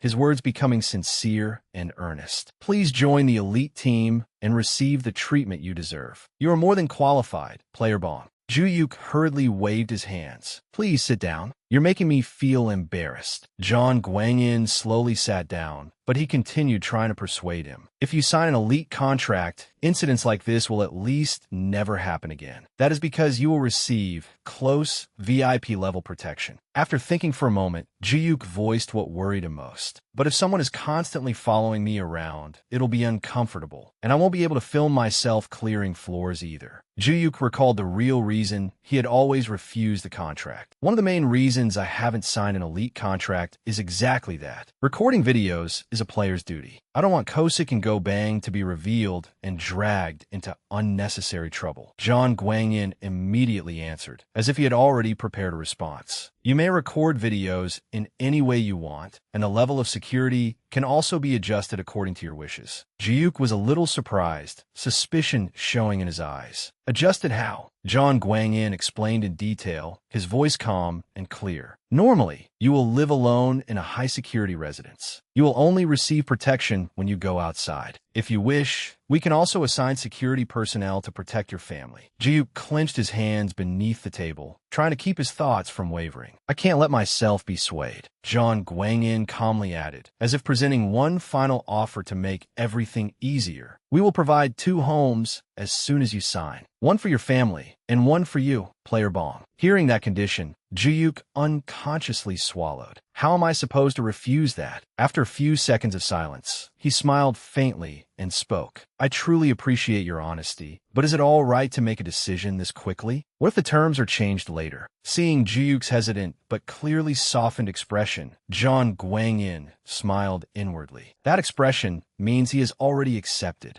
He pushed the contract a little closer and said, "Please sign here." Juyuk cheerfully picked up the pen and muttered, 2 homes. Then he suddenly raised a hand to signal a stop, his expression uncertain. Wait a moment, John Guang Yin asked. Is something wrong? A flicker of worry passed through him. I was so close. Juyuk took a deep breath and stated his request. Please give me a little more time. John Guang Yin asked. May I ask the reason? Juyuk scratched his head and explained briefly. I want to discuss it with someone before deciding. John Guang Yin smiled politely and nodded in agreement. Of course, I will wait. The next day, Juyuk began summoning. A deep voice rang out. Loyalty. A majestic figure appeared before him. Special super rare assassin has arrived. The brilliant light was so dazzling that Juyuk cried out, my eyes. The system sounded an announcement. Upgrade complete. Juyuk hurriedly covered his eyes, looking annoyed. That's too bright. Go back to normal right now. Kosik immediately replied, "As you command." After returning to his normal state, Kosik asked, "Should I invite that R-rank Gobang too?" Jiuk observed Kosik for a moment, then let out a soft laugh. "Now that I look at you again, you actually look pretty cool. Before we deal with the 25th floor, I asked you to come alone because there's something I want to discuss with you, Kosik." Kosik smiled and replied, "Of course. You could never have a serious conversation with that blockhead Gobang, could you?" Jiuk nodded and began explaining. "Yesterday, I met a manager from the Awakener Management Bureau." Jiuk told him what had happened, and I received this offer. So I'm torn over whether I should remain on the regular team or join the elite team. What do you think? After hearing him out, Kosik answered immediately without the slightest hesitation. "I fully support it. You're a national-level player, Summoner Bong. You deserve to be treated that way." Jiuk pondered for a while, then said, "But will it really be all right? If I join the elite team, I don't know if I'll be forced to climb to the 60th floor or even higher." Kosik immediately raised his hand in firm agreement. "That is entirely possible." Jiuk gave a slight nod, his expression becoming more serious. "Then I'll train hard too, so I can help as much as possible." Kosik immediately shook his head, his voice resolute. "Absolutely not." Kosik looked straight at him and spoke with complete certainty. "It is enough for you to survive as long as possible, Summoner Bong. Your safety is your greatest asset." Jiuk hesitated slightly, as though he still had something to say. But Kosik continued explaining. "In the place where I existed before being summoned, there were many legendary and SSR summons. As long as you stay safe, the day will come when you summon all of them." He slowly continued, his voice full of confidence. "Every one of them will obey your orders without question. They will do exactly as you command, as long as it does not violate Clause 3. Kosik's lips curled slightly, as if he were revealing yet another great secret. And that is not all. There are even demigod-level monsters who surpass the limits of humanity. Hearing that, Jiuk could not help feeling stunned. Demigod-level summons who surpass human limits? I can't even imagine that. After thinking for a moment, Jiuk asked again, "I probably can't summon those unranked beings yet, can I?" Kosik gave a slight nod in confirmation. "For the time being, that is correct. But you will be able to once your summoning proficiency increases." Kosik looked at him with a serious gaze, as though giving important advice. "Therefore, please live for a very long time and continue using random summoning. That is your ultimate move, your true finishing blow." Jiuk began calculating his abilities in his head. The cooldown for random summoning is about 1 month, so that's 13 times a year. If I get good items, I might be able to do even more. Of course, all of that will be useless if my gacha luck is terrible. A clear number appeared in Jiuk's mind. 19 days left. Kosik suddenly became serious, as if he were about to say something very important. "However, there is one condition you must absolutely demand." Kosik spoke the decisive condition in a grave voice. "The decision to climb unconquered floors must belong entirely to Summoner Bong, with no outside interference. You must include that condition." Jiuk was a little surprised by that condition. "I get to decide when to conquer higher floors." Kosik nodded, his eyes turning cold. "This is extremely important. Otherwise, those worthless bastards will go mad, demanding to know why you are not climbing to the higher, unconquered floors." Kosik clenched his fists, as though remembering something. And then, before I was ready, Jiuk suddenly felt that something was wrong. It seems like he's remembering something very painful. Kosik quickly regained his composure and continued. "You must absolutely never allow yourself to be forced into doing that. In any case, as long as that condition is guaranteed, accepting the nation's support is a good move." Jiuk thought to himself, "This is unexpected. He actually supports it." He nodded in thanks. "Thanks for the advice." At that moment, the summoning system screen suddenly appeared before him. A familiar voice rang out. "Loyalty." Jiuk smiled and said, "Welcome back." Kosik's voice rang out. "Hey, Gobang, aren't you going to greet me?" Gobang turned and replied, "A warrior greets no one." Kosik raised an eyebrow, his voice full of mockery. "No one?" Kosik immediately began bragging about his rank. "I'm SSR now." "SSR, you hear? Special super rare. SSR. Kosik planted his hands on his hips and laughed triumphantly. "I have 2 S's before the R. Not like some R-rank nobody." Gobang trembled as he replied, "Assassins are truly cruel." Kosik immediately shot back. "Shut up. This is the difference in our class. You R-rank brat." Juyuk watched the two of them argue, then noticed something strange. Is Go-Bang avoiding Kosik's eyes? Juyuk suddenly realized. Now the gap in their ranks has widened to 2 whole levels. Kosik continued teasing him. "What? You don't dare look at me? You don't dare." Go-Bang maintained his warrior's posture, looking straight ahead. Juyuk could not help laughing inwardly. Even slow-witted Go-Bang knows how to read the mood now.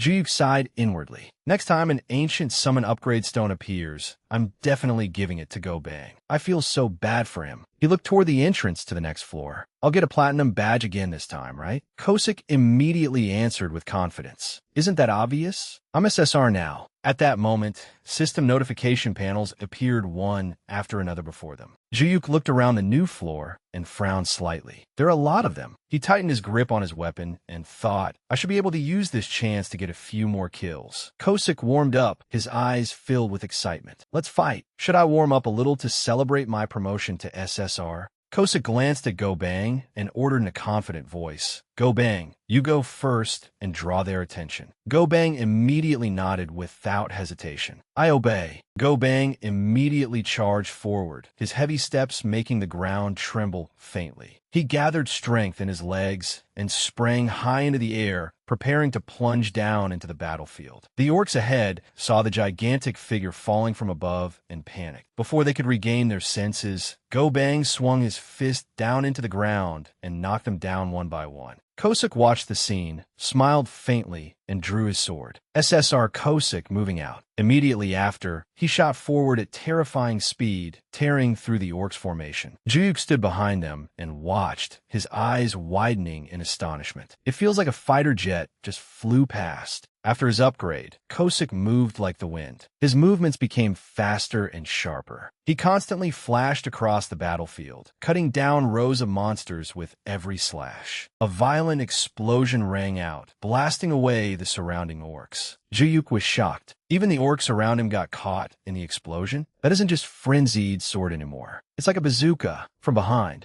Another group of monsters quietly approached, intending to ambush Kosik. They swung their weapons straight at him as he stood in the middle of the battlefield. The orcs looked at him fiercely, thinking they had struck their target. But the very next moment, one monster's eyes widened in shock. Before them, Kosik's body was gradually fading away like thin smoke. At some point, he had already appeared behind them. A cold voice rang out. Surprised, Kosik immediately unleashed a skill, cutting through the monster formation from behind. The other orcs saw their companions being eliminated one after another and panicked. The entire swarm of monsters trembled and retreated, their eyes full of fear. Kosik spun his sword and smiled mockingly. "Why the long faces when we've only just met?" Kosik continued stepping forward with great interest. "We're only getting started." Seeing him practically clearing the battlefield on his own, Juyuk hurriedly prepared to fight. "I have to hurry before he kills them all." Juyuk immediately threw himself into battle and began attacking the remaining orcs. Juyuk leapt into the air, causing the monsters below to scatter in panic. Kosik's earlier words suddenly echoed in his mind. "It is enough for you to survive as long as possible, Summoner Bong. Your safety is your greatest asset." Juyuk clenched his hand as he remembered those words. I heard that from Kosik.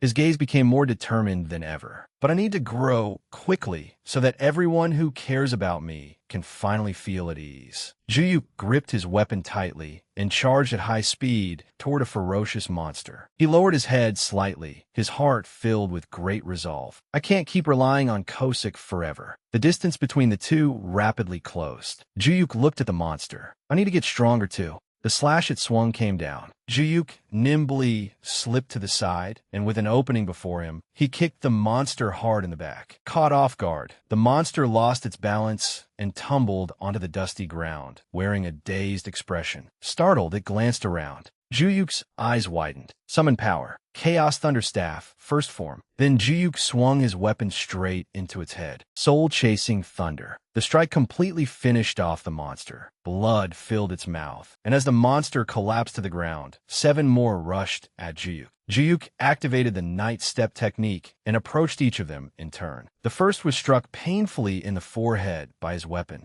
The second was mercilessly smashed straight on the crown of the head by Juyuk's hammer. The remaining one was struck in the face by his weapon so hard that its features warped. Suddenly, Juyuk's eyes widened. From above, a blue beam of light descended. Seeing the system panel appear, he was overjoyed. The second form has unlocked. Nearby, the monsters had recovered. They charged toward Juyuk. This time, I immediately understand how to use this technique too. Scattering thunder? I wonder what kind of skill this is. With the upgraded skill, he spun the weapon in his hand. Chaos Thunder Staff, second form. Juyuk charged toward them, carrying a source of brilliant golden lightning. In an instant, all the monsters were stunned by Scattering Thunder. Scattering Thunder. Seeing Scattering Thunder's destructive power, Juyuk's eyes went round. It's an area of effect damage skill. Watching from the outside, Kosik became somewhat curious. Is there an orc that can use lightning? He hurriedly turned his head, and the sight of Juyuk shocked him. Kosik quickly gathered momentum and ran toward him at full speed. Sumon Bong. In just a few short seconds, Kosik was right behind Juyuk. Kosik burst into tears like a child. You must not get too excited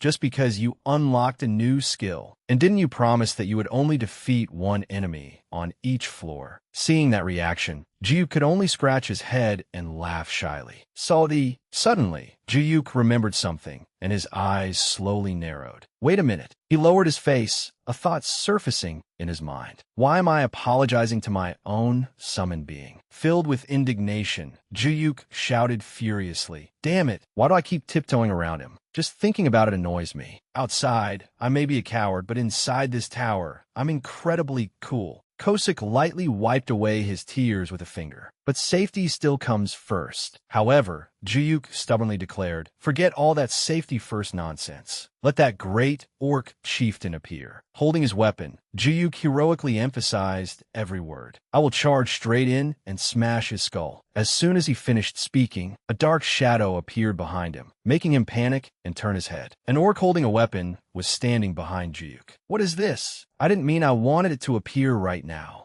It swung its blade at the trembling Juyuk. Kosik, brother Kosik. Fortunately, Kosik arrived in time and carried Juyuk out of danger. Loyalty. Juyuk's face had gone completely pale and sweat poured down him. I should have listened to Kosik from the beginning. Collapsing to the ground, Juyuk ordered Kosik, that orc chieftain, hurry up and get him out of my sight right now. The orc merely sighed in contempt, its eyes fixed on all of them. Holding two knives, Kosik declared, leave it to me. Go Bang slammed his fists together. Protect the summoner. Filled with fighting spirit, the two charged forward at top speed. Let's go meet Shield. They split up, each circling the chieftain from a different direction. Go Bang raised his hand high behind him, power flowing through it. He quickly pressed his hand against the blade of the orc's weapon. Then he clenched his hand and crushed the orc's weapon into two pieces. That terrifying strength made the orc gape in panic. It did not stop there. Go Bang sprang up, his feet leaving the dusty ground. He raised both hands high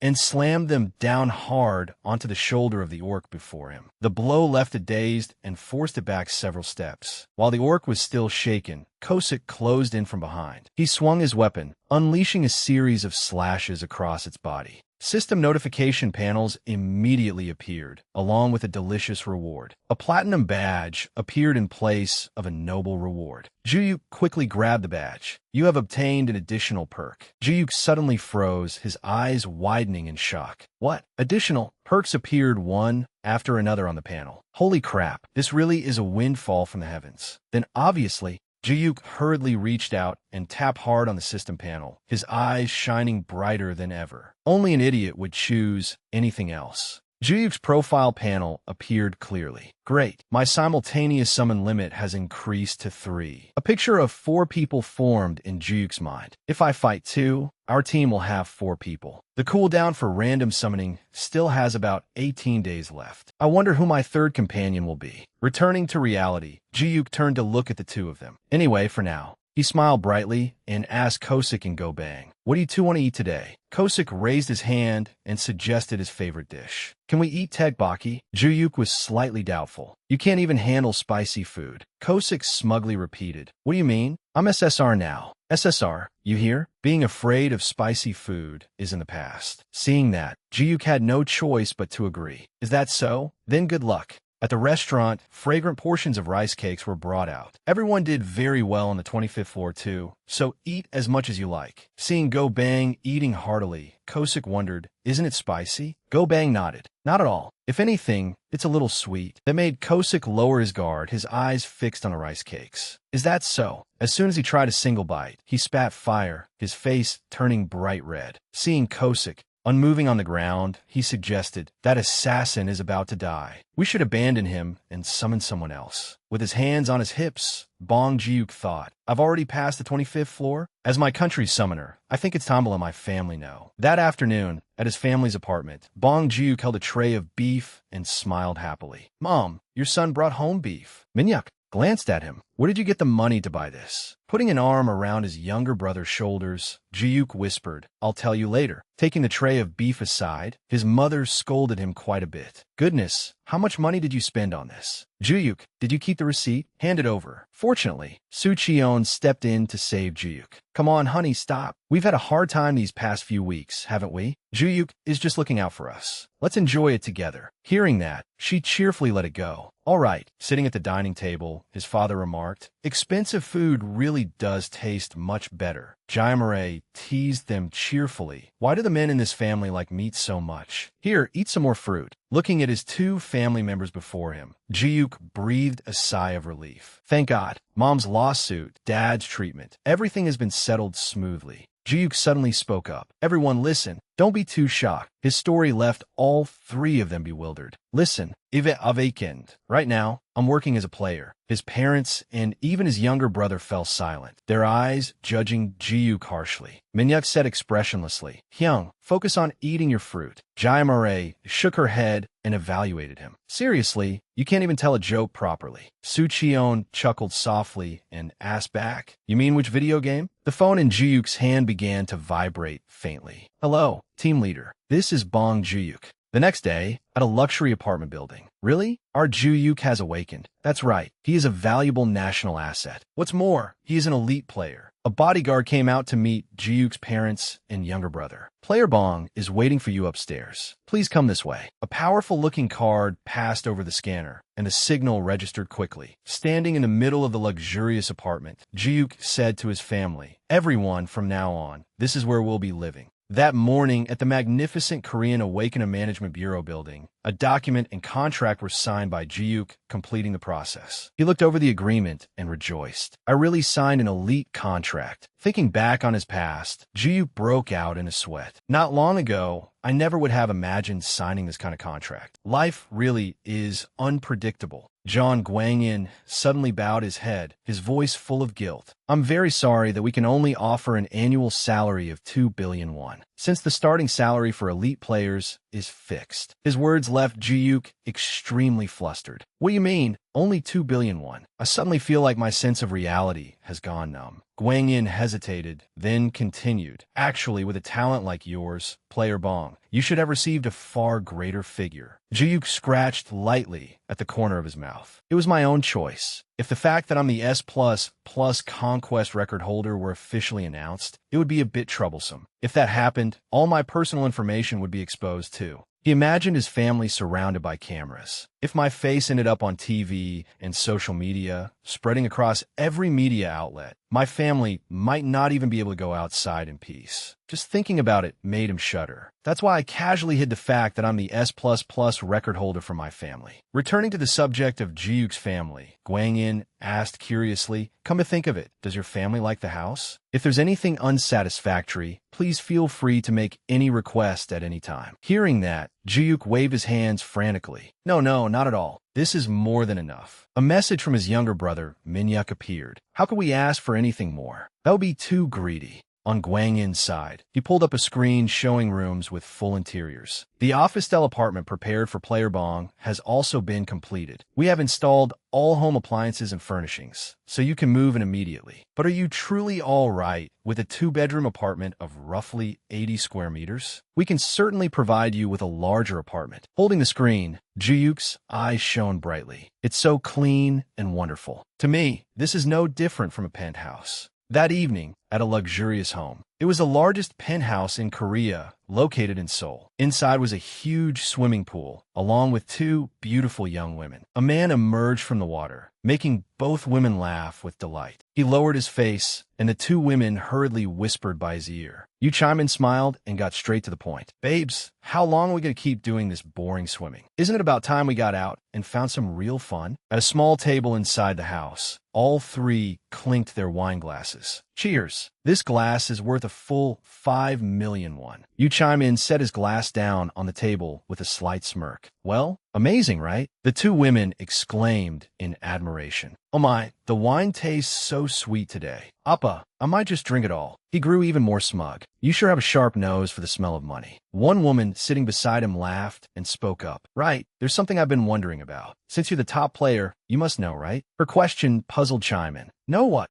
Her words made his eyes widen in shock. Who exactly is it, Appa? The person who keeps setting S++ conquest records all the way up to the 25th floor. She did not stop there and continued. These days, whenever people get together, that's all they talk about. I'm dying of curiosity. Taking a small sip of wine, Chaimin brushed it off. It's only the 25th floor. What's so impressive about that? I don't care about low-level nobodies like that. The woman kept the conversation going. You're being weird, Appa. An S++ conquest is a world-first record. If our country has a player like that, of course everyone would be curious. Sensing the suffocating atmosphere, the friend beside her warned her, Hey, stop bringing that up. The moment she finished speaking, a stream of wine poured all over the talkative woman's hair. No, keep talking. Holding the wine bottle, Yu Chaimin's expression changed. Listen carefully, you stupid bitch. If I stop conquering the 66th floor right now, what do you think will happen? Back in his room alone, he looked out the window, feeling utterly foul. Yu Chaimin was furious, his teeth clenched tight. Those damn players are always going on about S++.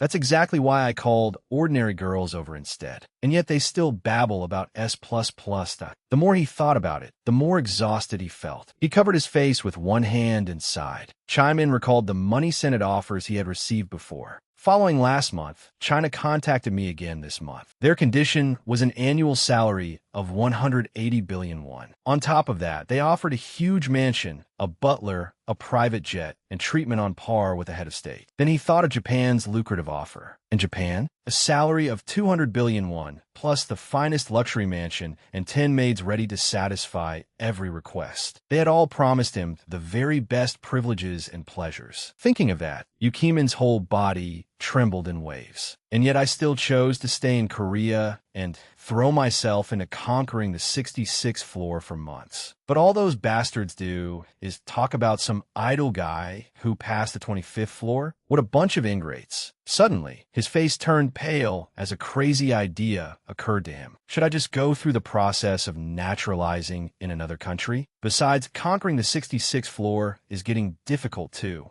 An image appeared of the ferocious monsters on the 60th floor. The 60th floor region was the beginning of the Undead Legion. On the 66th floor appeared things called vengeful spirits. There were ghosts that made one shudder just by looking at them. Physical attacks were completely useless, and only elemental damage had any effect. Then there was the pain one had to endure when making contact with that floor. If you thought they were just some undead creatures from cheap comics, you would be dead wrong. Only those who had experienced them knew how terrifying their ghostly aura was. After challenging it just once, your mind would be shaken so badly that you would have to rest from playing for 3 whole days. Chaimin recalled the dangerous moment when he escaped those monsters. Accessories and elixirs that resist blacklight, and even light attribute weapons rewarded by the tower. Even with all that equipment supporting me, I only ever managed to survive and return by a hair's breadth. Those damned undead. It'll probably be difficult to conquer the 66th floor anytime soon. He stared blankly into the distance, looking hopeless. Naturalization? I can't just think about it. I have to actually move forward with it. Chaimin worried that the newspapers would be filled with his name. If I suddenly switch my nationality to another country, everything will probably be thrown into chaos, right? More than half of Korea's 66th floor conquest deadline has already passed. He estimated the collapse of the tower. In about 3 months, the countdown to the tower's collapse will begin. As he finished speaking, a faint smile appeared on Yu Kimin's lips. Their only hope will be the top player, me, Yu Chimin. But he looked no different from a demon as he laughed savagely. But by then, it'll already be too late, because I won't even be in Korea anymore, you idiots.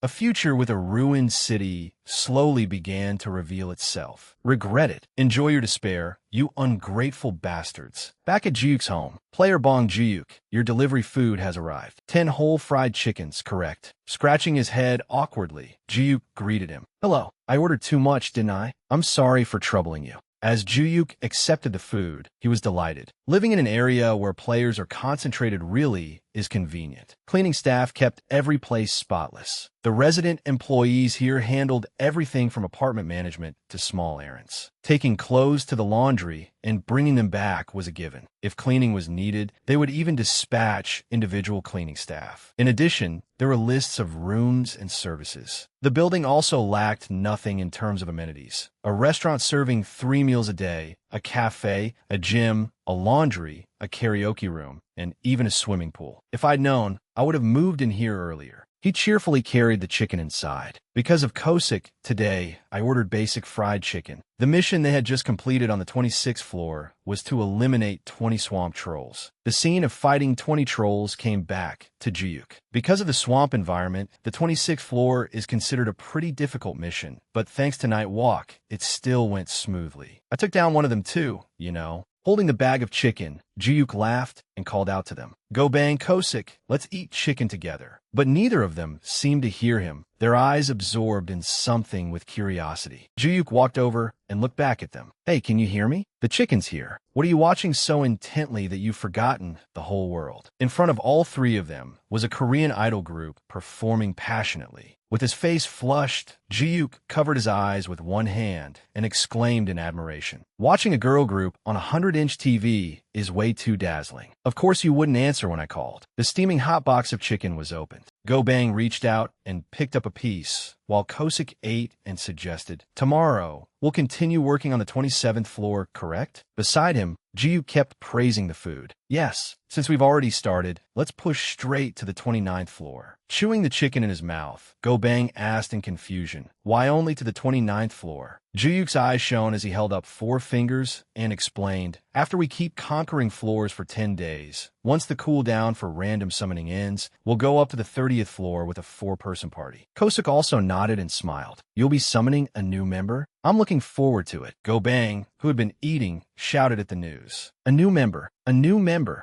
Jiu clapped to encourage him. Keep it up, Go Bang. You do your best too. Go Bang alone turned pale. Wait, if a legendary special super rare appears, then my position as his right-hand man will. But if he thought about Summoner Bong's safety, then of course it was necessary. John Guangyin suddenly entered through the door. Player Bong, I brought the item you requested. Receiving the item in his hand, Juyuk was grateful. Thank you for always looking after me so carefully. Guangyin smiled faintly. It's nothing. Supplying and supporting elite players in accordance with their tower conquest progress is our duty. Juyuk promised boldly, I'll use it carefully and return it in full. His answer satisfied Guangyin. Then I wish you luck on the 27th floor. The next day, in a land covered thickly with ice and snow, the 27th floor was famous for its bone-chilling cold. Wearing the item, Jiuk exclaimed in admiration, I don't feel cold at all. It's so warm. Seeing Go Bang bare-chested, he was surprised. Go Bang, don't you feel cold dressed like that? Go Bang replied calmly. A warrior does not fear the cold. Seeing that, Jiuk looked over at Kosik. Kosik, you look cold. Are you okay? Should I take off some of this hat for you? Though his body was freezing, Kosik still acted tough. I'm Fine. A little cold like this can be blown away with magic power. Kosik's appearance made Juyuk extremely suspicious. Yes, if we only consider his head, Go Bang really is worthy of SSR. To prove that he was fine, Kosik kept jumping in place. If I move around like this, I'll feel better. Then Kosik took off running forward at high speed. Let's begin the hunt right now. In the blink of an eye, his figure disappeared completely. Standing to the side and watching him go, Jiyuk sighed along with Gobang. Kosik has gone mad from the cold. Looking at the body-warming item, Jiyuk smiled brightly. It's as warm in here as a blanket in an Ondal room. It makes me too lazy to move. But even so, I should take down at least one. Finishing that thought, Jiyuk dashed forward. Gobang, let's chase after him too. Gobang followed at his side. Suddenly, the system appeared. Level 27 cleared. Jiyuk froze. We just came in. Holding 2 knives, Kosik reported. I finished them quickly for Summoner Bong's benefit. Jiyuk was utterly dejected. Damn it, I didn't even get a warm-up. Even so, his eyes lit up when he saw an item, a sword. At last, one of my equipment items dropped. And it's a weapon too. A few seconds later, a sword covered in cracks appeared. Let's see. It's a 2-handed sword. But wait, isn't it way too old? Holding the item in his hand, Jiyuk trembled from its weight. I don't even know whether it's better than my current staff. It's insanely heavy. He hurriedly placed it into a storage slot. I'll probably have to ask about selling it later. And so, Jiyuk ended the 27th floor with another quality item for his collection. Jiyuk held the chipped sword forward, his voice trembling. Gobang, do you want to try using this sword? Gobang clenched one fist. He answered coldly. A true warrior uses only his fists. You? Hyuk turned toward Kosik. You don't need it either, right, Kosik? Kosik placed one hand on his forehead. He smiled and spoke gently. My equipment consists of wyvern dragon leather armor and a dagger forged by dwarves. I only deal in top-grade goods. Jiyuk frowned and thought awkwardly. I guess I really have to sell this. Do I have to make another trip to a player shop? What a pain. I don't know whether old junk like this will sell. Hyuk closed his eyes and said, let me try swinging it once before I throw it away. Kosik smiled faintly and said, oh, please do. Jiyuk raised the sword behind him, his whole body leaning forward. He shouted, all right, here I go. Jiyuk swung the sword forward, and its weight dragged his whole body into the air. Jiyuk swung another slash, his body swaying each time he moved the sword. Jiyuk planted the sword tip into the floor, his eyes wide as he panted from exhaustion. Across from him, Kosik clapped continuously and praised him. As expected of Summoner Bong, you are magnificent. Wiping the sweat from his forehead, Jiyuk spoke in broken breaths. I couldn't even lift it properly and just swung it around randomly. Could you stop flattering me? Kosik raised one finger and comforted him. You did very well under the circumstances. After all, physical ability is restricted outside the tower. Jiyuk braced one hand on his knee and said, is there no way to remove that restriction? Jiyuk's face suddenly brightened upon hearing Kosik's words. There is. An image of a ruined space appeared in Kosik's mind. He explained, if the boundary between the outside world and the tower disappears, the restriction will be lifted. If the countless towers all across Earth collapse, this real world will become a space just like inside the tower. That is when the restrictions on players' abilities will vanish completely. Kosik slowly opened his eyes, his voice lowering. That is the omen of destruction. The scene shifted to the Japanese embassy in Korea. The sky was a clear blue. Inside one room, Tomo was talking to someone over the phone. A voice came from the other end of the line. The rabbit says it will leave its old nest and move to a new one. Tomo smiled and said, good news. Very good news. The person on the other end of the phone continued. However, you will have to retrieve it yourself. The wolf is currently watching the rabbit. Tomo pressed the button to end the call. He reassured them. Tell them not to worry. I'll handle everything. Tomo leaned back in his chair, laughed, and murmured. A great storm is about to sweep through. The scene shifted to 2 days later. A notification window appeared in front of Jiyuk. He thought, I felt uneasy ever since Kosik started talking about things like omens of destruction. Jiyuk stared intently at the status window, and thoughts rose in his mind. But right now, there's nothing we can do except leave the higher floors to experts like you chime in, right? Worrying won't solve anything. I just need to climb at my own pace without rushing like always. Jiyuk raised his hand into the air, and the notification screen immediately disappeared. He decided, all right, after the 28th floor, today it's time to conquer the 29th floor. Memories of the forest on the 28th floor appeared in Jiyuk's mind. He evaluated it. The 28th floor I cleared yesterday really was a headache. Those jungle trolls attacked straight down from the giant trees. Clearing it with an S++ using only Kosik was difficult. But then an image appeared of Gobang ramming his entire body into a tree trunk. Jiyuk thought, we have Go Bang on our side. The goblins in the treetops began falling down. Jiyuk recalled it and thought, thinking back on it, it's still terrifying. How the hell did he pull out a tree that huge? Jiyuk sighed. A slight regret crossed his mind. If only he were a little smarter, Go Bang would definitely be a real SSR. Kosik, on the other side, kept attacking the enemies. He laughed and said, chestnuts are falling. Watch your head, sir. Jiyuk's thoughts continued to run, and Kosik's finishing blows, as swift as ever, helped clean everything up. Jiyuk put a gas mask over his face. He thought, but the 29th floor I'm about to face today definitely won't be this clean.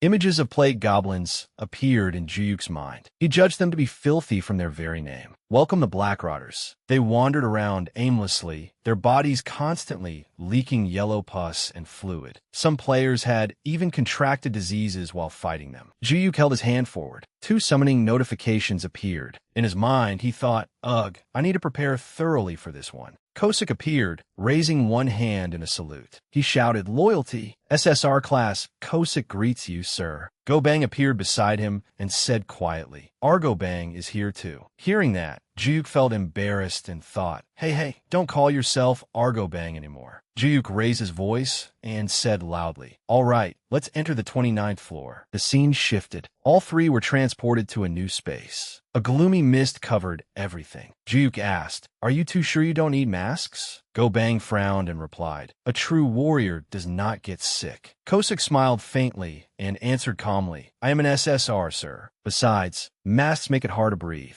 They feel restrictive. Still, thank you for your concern. Jiyuk closed his eyes. He hesitated and said, all right. The moment he finished speaking, both Kosik and Go Bang bent their knees and dashed forward. Kosik and Go Bang fought the enemies. They looked as if they were thoroughly enjoying the battle. Many plague goblins were defeated. Notifications showing the completion of the 29th floor and the rewards appeared before Jiyuk. The battle ended. Go Bang clenched both fists, his eyes full of expectation. Kosik clasped his hands together and asked with a smile, Summoner Bong, will we be having dinner together today? Jiyuk lowered his head slightly and said quietly, I'm really sorry. Kosik stiffened, confused. Why are you apologizing, sir? Jiyuk held his hand forward and shouted, dismissal. Go Bang cried out no. Kosik was startled and shouted, summoner. The scene shifted to the gym inside the Korean Awakener Management Bureau. Gon was training there. Gon let go of the barbell in her hands. It crashed heavily onto the floor. Gon raised both hands and tied up her hair. Sweat poured endlessly from her body.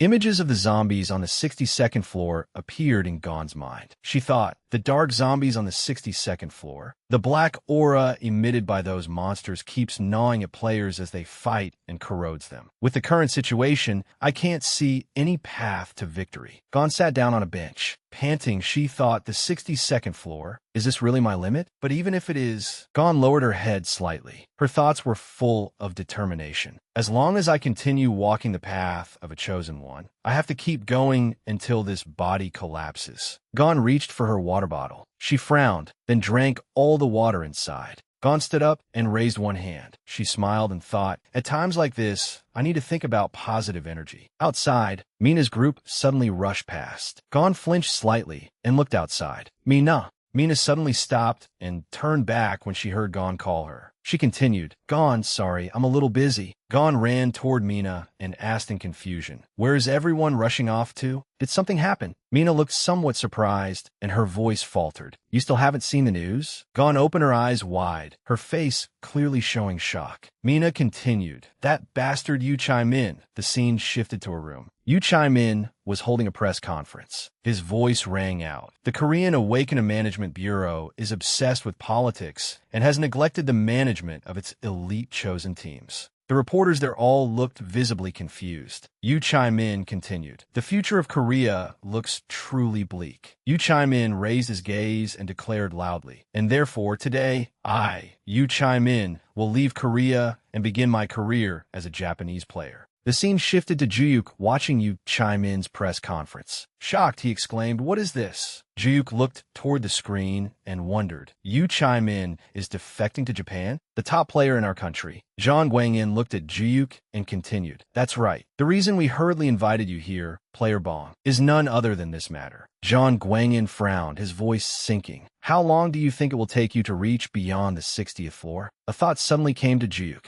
I knew it. They wouldn't call me here out of nowhere. So it's about climbing the tower. Juyuk lowered his head and thought seriously. Right now, I'm on the 29th floor. Assuming I climb one new floor every day, it would take 37 days to reach the 66th floor. The deadline to conquer the 66th floor of the Korean Black Tower is about 90 days. So at first glance, it might seem possible. But Juyuk raised his head and looked at Guangyin. He replied, "It would be very difficult to do it within 90 days. If I run into a difficult section, I'll need to spend at least 10 days preparing before climbing again. Also, my contract clearly states that my climbing speed is entirely up to me." Guangyin placed a hand on his chin and said, "I'm sorry. You only signed a contract recently, so I shouldn't be making a request like this. But in this situation, we're like drowning men clutching at a straw."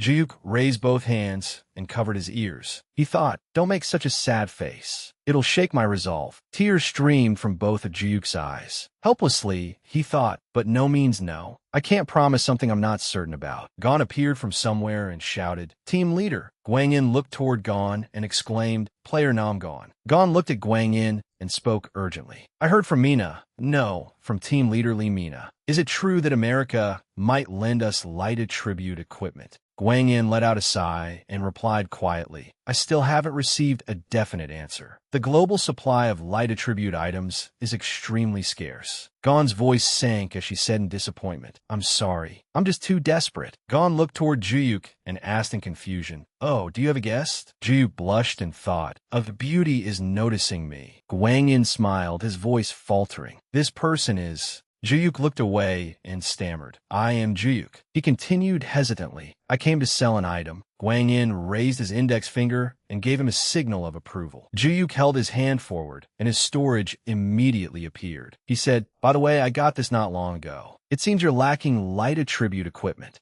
Juyuk took out the chipped sword and said with a smile, "Would you like to try it? I heard from someone that it has expanded compatibility with light attribute items." Gon stared at the sword and asked, "May I take a look for a moment?" Juyuk blushed, his voice full of embarrassment. "Of course. Take your time." Gon reached her hand toward the sword. A burst of light suddenly appeared. In her mind, she thought, "Let's see." A status window for the sword appeared before Gon. Her thoughts filled with shock. Attack increases when fighting the undead, and it even increases at a critical rate ratio? No way. I've never heard of an effect like this before. Gon suddenly grabbed Juyuk by the shoulders and exclaimed. Guangyin was somewhat surprised and called out, "Player Nam Gon." Gon continued, "We'll buy it." Gon lowered her head slightly. Her cheeks flushed. Slowly, she said, "Please lend it to me, just this once." Gon's eyes became watery as she pleaded, "Please, I'll do anything you want." An image flashed through Juyuk's mind. In it, he and Gon were walking down the wedding aisle together. Both Juyuk and Gon smiled, looking at each other with affectionate eyes. The scene shifted to the two of them walking along the beach. In the distance, the sun was slowly setting behind the mountains. Juyuk looked down at Gon and said softly, "Gon, should we make a baby on our honeymoon?" Juyuk smiled faintly and asked gently, "Then what should we name the baby?" Gon raised her head slightly and said softly, "Bong Holy Sword." Juyuk gave a faint smile and teased, "What kind of weird name is that?" Our Gon really is funny. Gon brought her face close to Juyuk's and whispered, "Player Bong Holy Sword." Juyuk puckered his lips and said softly, "Stop joking around. Come here. I'm going to kiss you now." A voice rang out, snapping Juyuk awake. "Player Bong. Player Bong."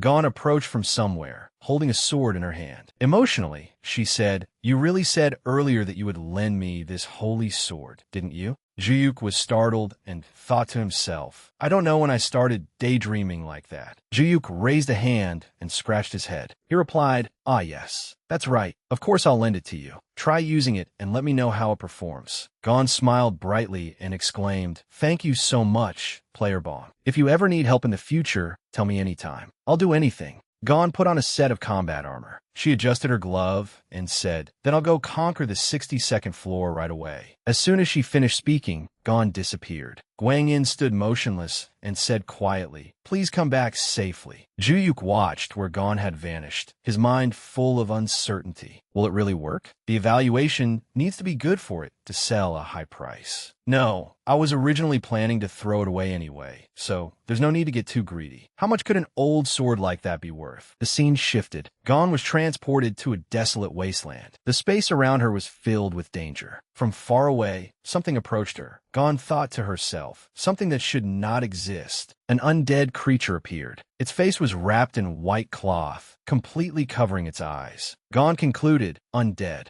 Gon placed one hand on the sword hilt and thought cautiously, no matter how many times I go through this, I still can't get used to this trembling tension. That repulsive energy that makes you want to run away immediately. That feeling is still the same. Gon raised the sword high, and power surged out from it. Gon pointed the sword tip forward. In her mind, she thought, the light is weaker than I expected. It's not even as bright as the light-type equipment I've received support from before. Will this really be okay? From afar, the undead bent its knees, raised its arms, and charged straight at Gon. Gon frowned, and her body immediately took a ready stance. She thought, all right, there's no choice but to test it myself. Gon jumped up, gripping the sword hilt tightly with both hands. Her mind was filled with determination. Facing the enemy instead of running away. That is the fate of a player. Gon charged forward and slashed the sword down hard. The undead raised its arms high and blocked Gon's attack. A surge of dark magic radiated from the undead. As if sensing it, Gon thought,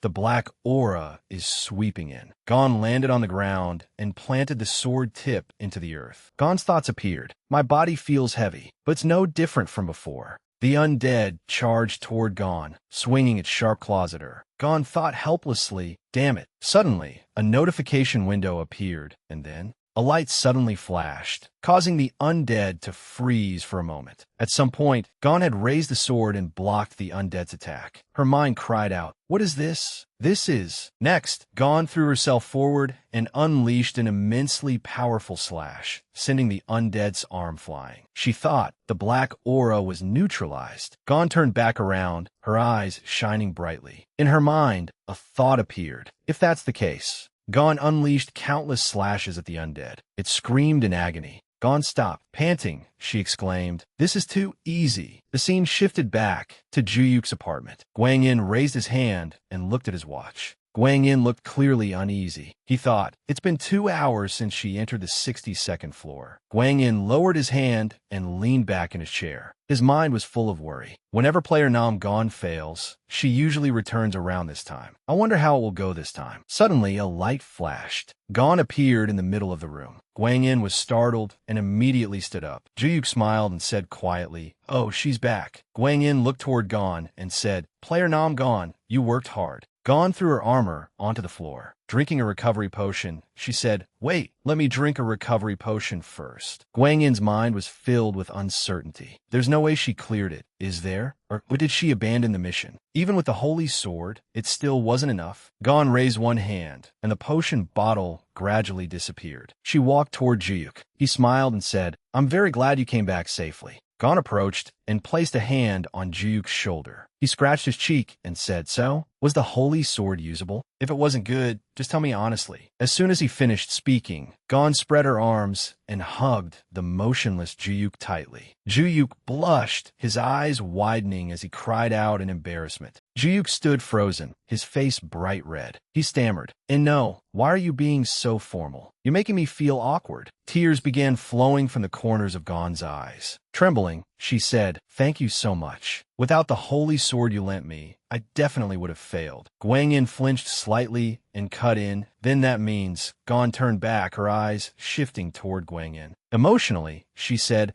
"I successfully conquered the 62nd floor. I'll need to try a few more times to be sure, but if everything goes well," Gon continued, her voice trembling, I think we might be able to get past the 66th floor with this holy sword. Guang Yin clenched both fists and exclaimed excitedly, "Good." An image of Yu Chaimin appeared in Guang Yin's mind. He thought, what a relief. Come to think of it, if Player Bong had brought this holy sword a little earlier and it had fallen into the hands of that dark-hearted Yu Chaimin, just thinking about it is terrifying. Guang Yin looked toward Jiuk and thought to himself, the more I learn about this man named Bong Jiuk, the more interesting he becomes. From 6S++ clears to items like this. Gon hurriedly released Jiuk and said shyly, "Oh my, I'm sorry. I was just so happy that I got a little." Jiuk stood motionless, his voice sounding gentle. It was a beautiful life. Guang Yin's mind was filled with confusion. Can a person really go that far? Gon raised her hand, and the holy sword gradually appeared. She said, "I used it well, but the blade was damaged in a few places." Jiuk looked at the sword and thought, it was already in tatters to begin with. I should use it a few more times and then throw it away. Guang Yin smiled and reassured him, it's all right. There are many skilled craftsmen in the player workshop. If we ask them to repair it, it should still be usable for a long time. Gon smiled brightly and exclaimed, "That's a relief." Jiuk looked at Guang Yin and asked, "Will the repair cost be high?" Guang Yin immediately replied, "Of course not. Our management department will cover them." Jiuk raised one hand slightly and suggested, "Then why don't you buy this sword for me while we're at it? You'll still need it to continue conquering the 60th floors." Guang Yin placed a hand on his chin and stated, "In my opinion, it would be better not to sell this sword." Jiuk felt a little disappointed. Looks like he doesn't intend to buy it. What a shame. Guang Yin smiled and said, "Instead, lease it out. Keeping ownership of this sword will be more financially beneficial for you."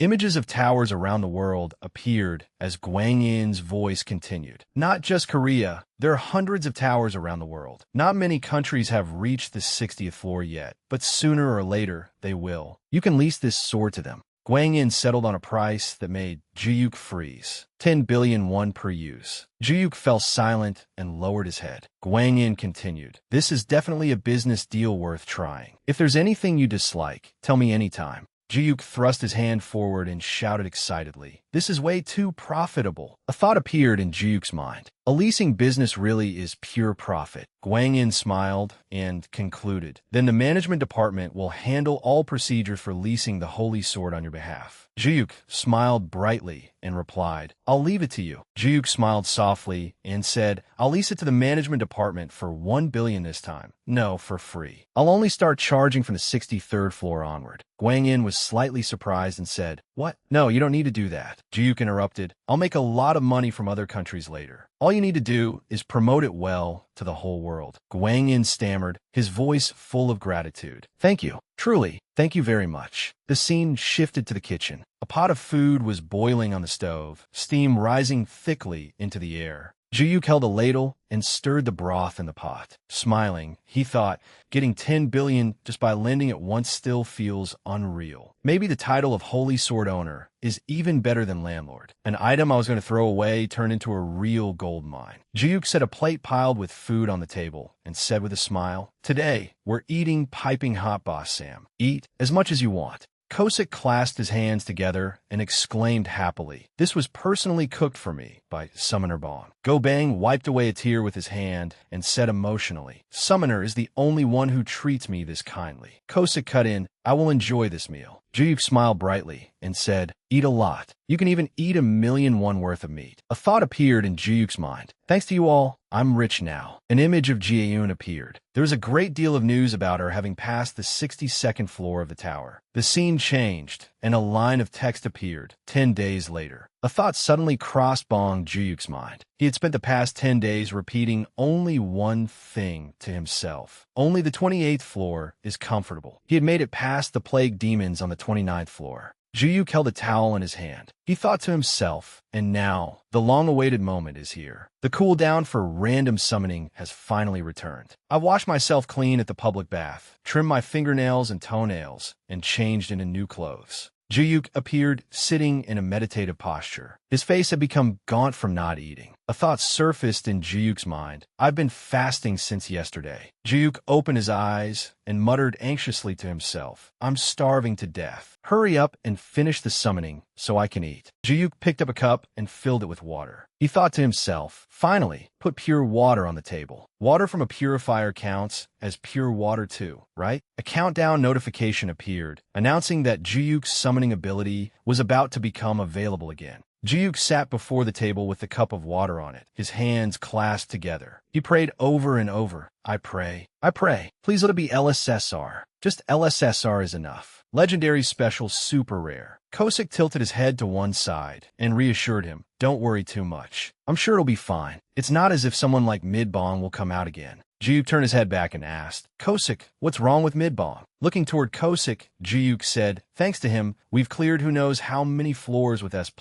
ratings. Kosik looked somewhat startled, and his voice faltered. No, I only wanted to comfort Summoner Bong. Go Bang, who was beside him, broke into a bright smile. Kosik turned to him and shouted angrily, and you, are you seriously smiling like that? Jiyuk faced forward again and called out loudly, all right, focus, it's time. Jiyuk's voice rang out as he began counting down. 3, 2, 1. Jiyuk clasped his hands together and shouted, random summoning. In his mind, Jiyuk pleaded, please let it be a good rank. A flash of light burst from the corner of the room, and the shape of a person gradually appeared. A girl slowly materialized. Her entire body was covered in violet light because she was still being summoned. The girl appeared and spoke softly. Thank you for summoning me. The girl knelt on the floor and greeted Jiyuk respectfully. This maiden, Jean Dark, humbly bows before young Master Bong.